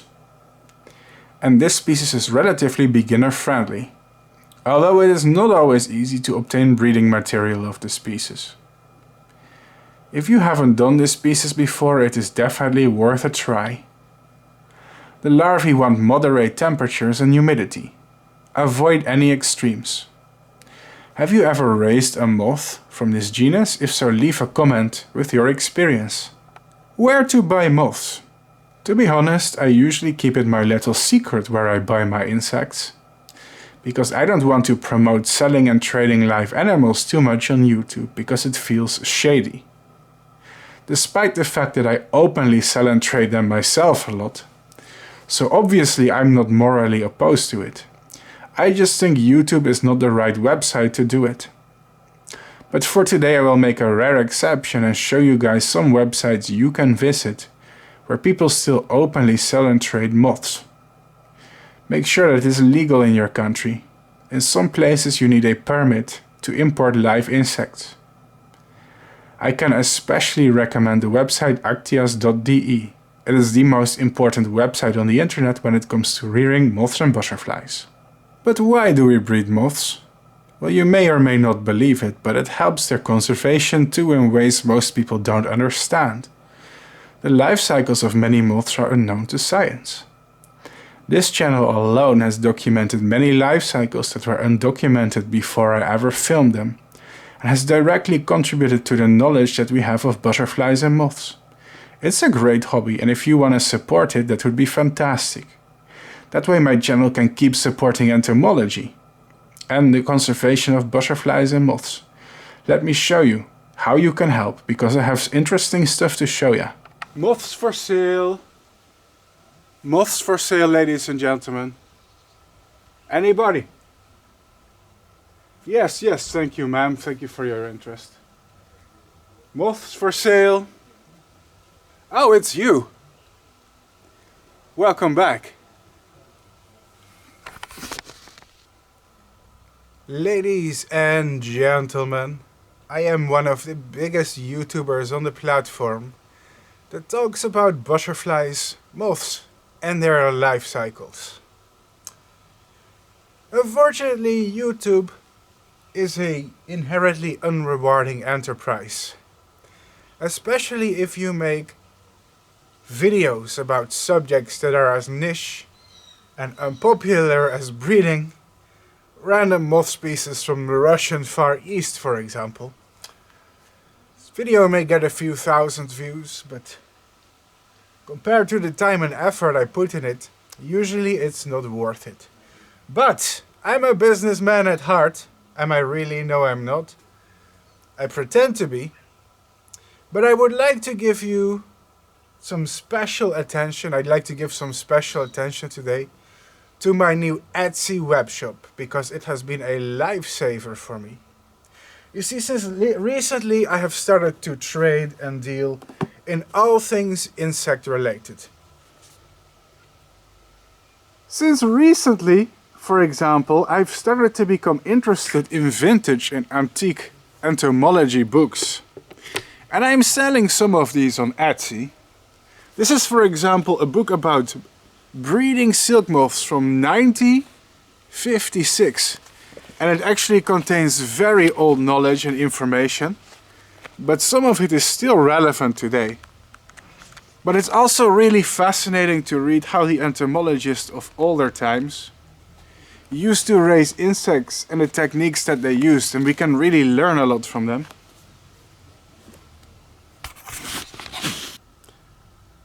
I'm also selling framed butterflies and moths. And most of these are from my own breeding. Not all of them, but most of them. If you're curious, you can check the item description on Etsy, and it will tell you where they were sourced and how. For me, it's important to source them ethically, for example. These hawk moths, for example, and this one tiger moth are from my own breeding. This is the vine hawk moth, Hippotion celerio. I love to breed this species. And these are some examples of insects that died from old age in captivity. And I framed them, just like you saw with what I've done with the moths in this very video. I've also been breeding a lot of tiger moths this year. I really love my tiger moths. They are really beautiful and colorful species. And here are some frame of tiger moths that I've made.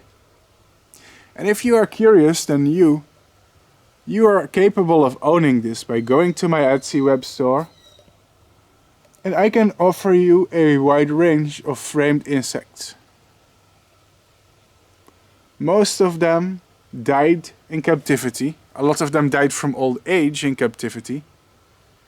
So if you are somebody who wants to own something that wasn't illegally collected or murdered, then you can go to my Etsy web store.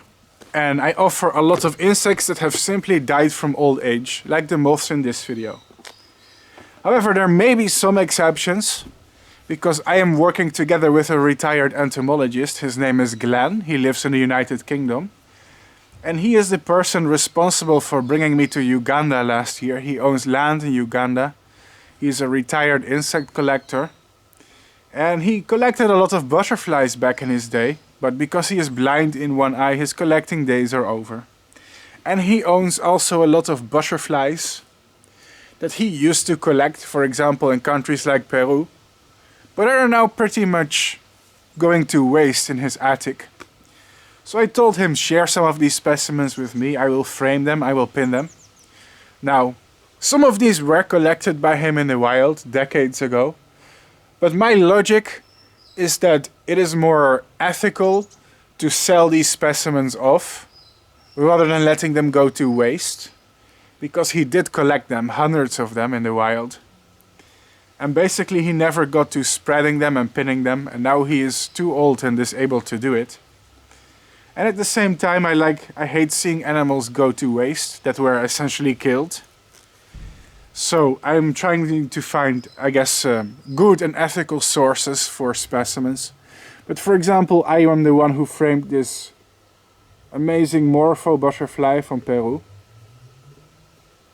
This is not one that I raised in captivity. The morpho retinor is a species that's notoriously difficult to breed in captivity. I don't think many people have ever managed to breed it actually.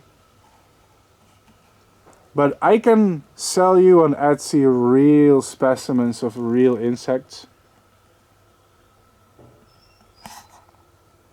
And I'm very transparent about where I source them and how I source them. A lot of web shops lie to you. They'll tell you, for example, that all of them were, you know, raised in captivity and died of old age, but then they include species that are practically unbreedable, like white witch moths, or species of which the life cycle is unknown to science. I am transparent 100%, and I do breed the insects myself in most cases, and the proof of this will be on YouTube. So yeah, these two, for example, are frames that I sell to customers. These are moths that I raised myself, my own breeding, from egg to butterfly or moth. 100% ethical, 100% legal. Died of old age in good condition. Some species die of old age and are still in great shape, and those are the specimens I use. Just like you've seen in this video. And then there's the exceptions, ones who were collected by collectors such as this Morpho. Basically they are the specimens from my British friend Glenn. You can see Glenn on my channel. Just go to my Uganda videos. He was used to be a traveling collector. So yeah.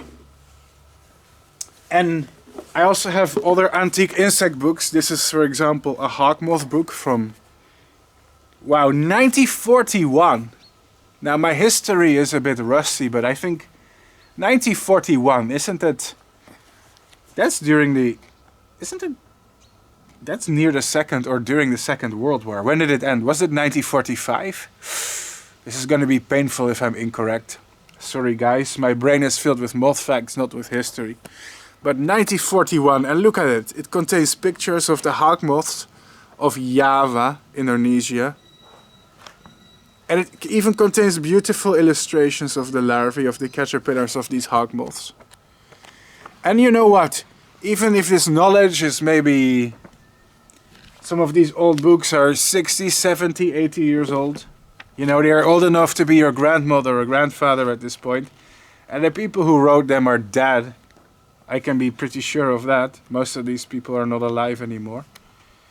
But the knowledge still applies. For example, here you see wonderful plates of the pupa and larval forms of these hawk moths.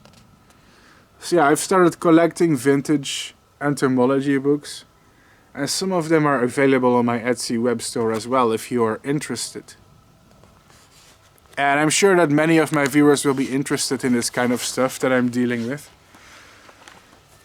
And in return, you are basically helping me and my channel. Because here's the thing, guys. Since 2017, my YouTube channel has been demonetized. I have not earned a single cent from YouTube since... well, let's see, 17, 18, 19, 20, 21, 22, 23, 20. Since 8 years, guys, I have been making videos for 8 years without any compensation, without any help from YouTube. But there is some good news. Recently my YouTube channel was remonetized, and for the first time in 8 years my videos are starting to generate ad revenue. They are starting to generate money finally for the first time. At the same time, YouTube is still very, very, very and extremely difficult. Especially if you're somebody like me who really wants to make it on this platform, using his very niche interest and his niche videos with long production time. It takes me ages to produce these videos. So if you buy something from my Etsy web store, you will also be supporting my channel, my work, my writings and my videos. And then guys, I'm not only a YouTuber, I'm not just a vlogger. I'm an entomologist. I have published scientific research about insects. On this channel we discovered several new life cycles, new to science, undocumented by anything else. Second of all, I'm also a blogger. I have a website about moths and butterflies. I wrote hundreds of pages. And this website is publicly accessible. And I'm also starting to write and publish books. And that's another thing I want to show. This is my own book. It's the first volume of a photo album that I published. It's a limited edition. These are all my own pictures. This is my picture of a moth. And if we explore the album, we can see that I also wrote about the insects and my experience of breeding them. For example, this is Antheria montezuma, the Montezuma Emperor Moth. Just let me tilt the camera a little bit, okay, just to show you guys. And this is a book I wrote, let there be no confusion. This is not an antique book. I've started to collect a lot of vintage entomology books, but I'm also publishing my own stuff. This is all my own work. See? This is all moths that you can see in my channel and my content that I've been breeding myself. This is my picture of a Pseudimbrasia diarrhea caterpillar, and here's the moths they turn into. And if you purchase these books that I make and write, you're also supporting my channel. Can you guys see that? Wow. Look at it. Look at it, folks. Isn't that fantastic? And I also write, as you can see, there's a text index with pictures and information. This is a limited edition collectible item. It will not be in print forever. It's being printed for as long as people are ordering it, so the fact that it's still available on Etsy right now means that there are still people who are ordering this book. But once people are not ordering it anymore, it may be out of print in the future. So this is a collector's item. It contains many of my own pictures. I cherry-picked some of my best photographs, basically of the past decade that I spent raising insects, and I published the best and the rarest species. So yeah, guys, this is the stuff I sell on Etsy. I really love designing this kind of stuff myself, having the creative control. Look at that. I'm kind of proud. So here, A Lifetime of Moths, Volume 1. By Bart Coppens. So if you guys enjoy this channel and you guys enjoy the show and you guys enjoy the things that I do, consider checking out my Etsy webshop. I have books, I have specimens of insects, I have framed moths and butterflies, and basically I'm also selling you knowledge. In this video I'm providing you knowledge. I'm showing you how I breed certain species. I talk about it, the ecology, the biology, the life cycle. But it's hard to get started in this hobby and to learn the things, you know, and for that you need good books, you need good sources. Even though I deal in antique books, something being antique doesn't mean that it's completely irrelevant. It may have older taxonomy or older names in it, for example, but a lot of it is still relevant. Like the food plant or pictures of the moths and their larvae. So yeah, guys, that's my final message. Please check out my Etsy. I've been really investing in my Etsy webshop. It's very important to me, and hopefully you guys will like the things that I'm designing there and making. Let me show you some more stuff that I've made this year. You will be mind blown. That's it, really. That's all I wanted to say. Thank you for watching. I will now play the credits, and the credits have the names of the people who supported me on Patreon all these years. Thank you guys for supporting me on Patreon when I was demonetized. For the first time in my life, this channel is starting to get monetized.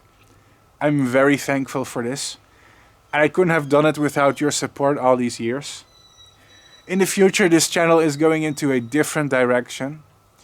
I'll have to do less begging, less crowdfunding, because finally YouTube is paying me for my work. In my past videos you can see me bringing this up time after time. It didn't. Also, during the production of this video I was demonetized, even if I'm now remonetized, but for many years I had to work basically 100% reliant on crowdfunding. And I still am in many ways, but in less ways now because YouTube finally has my back. That being said, guys, this Etsy stuff is really doing great. And I like to give it a big boost right now. Because basically, the more budget I have, the more I'm capable of doing. If you want me to travel to Australia to film birdwing butterflies or Hercules moths. If you want me to go to South America to film the rare butterflies and moths, the morpho butterflies in the wild.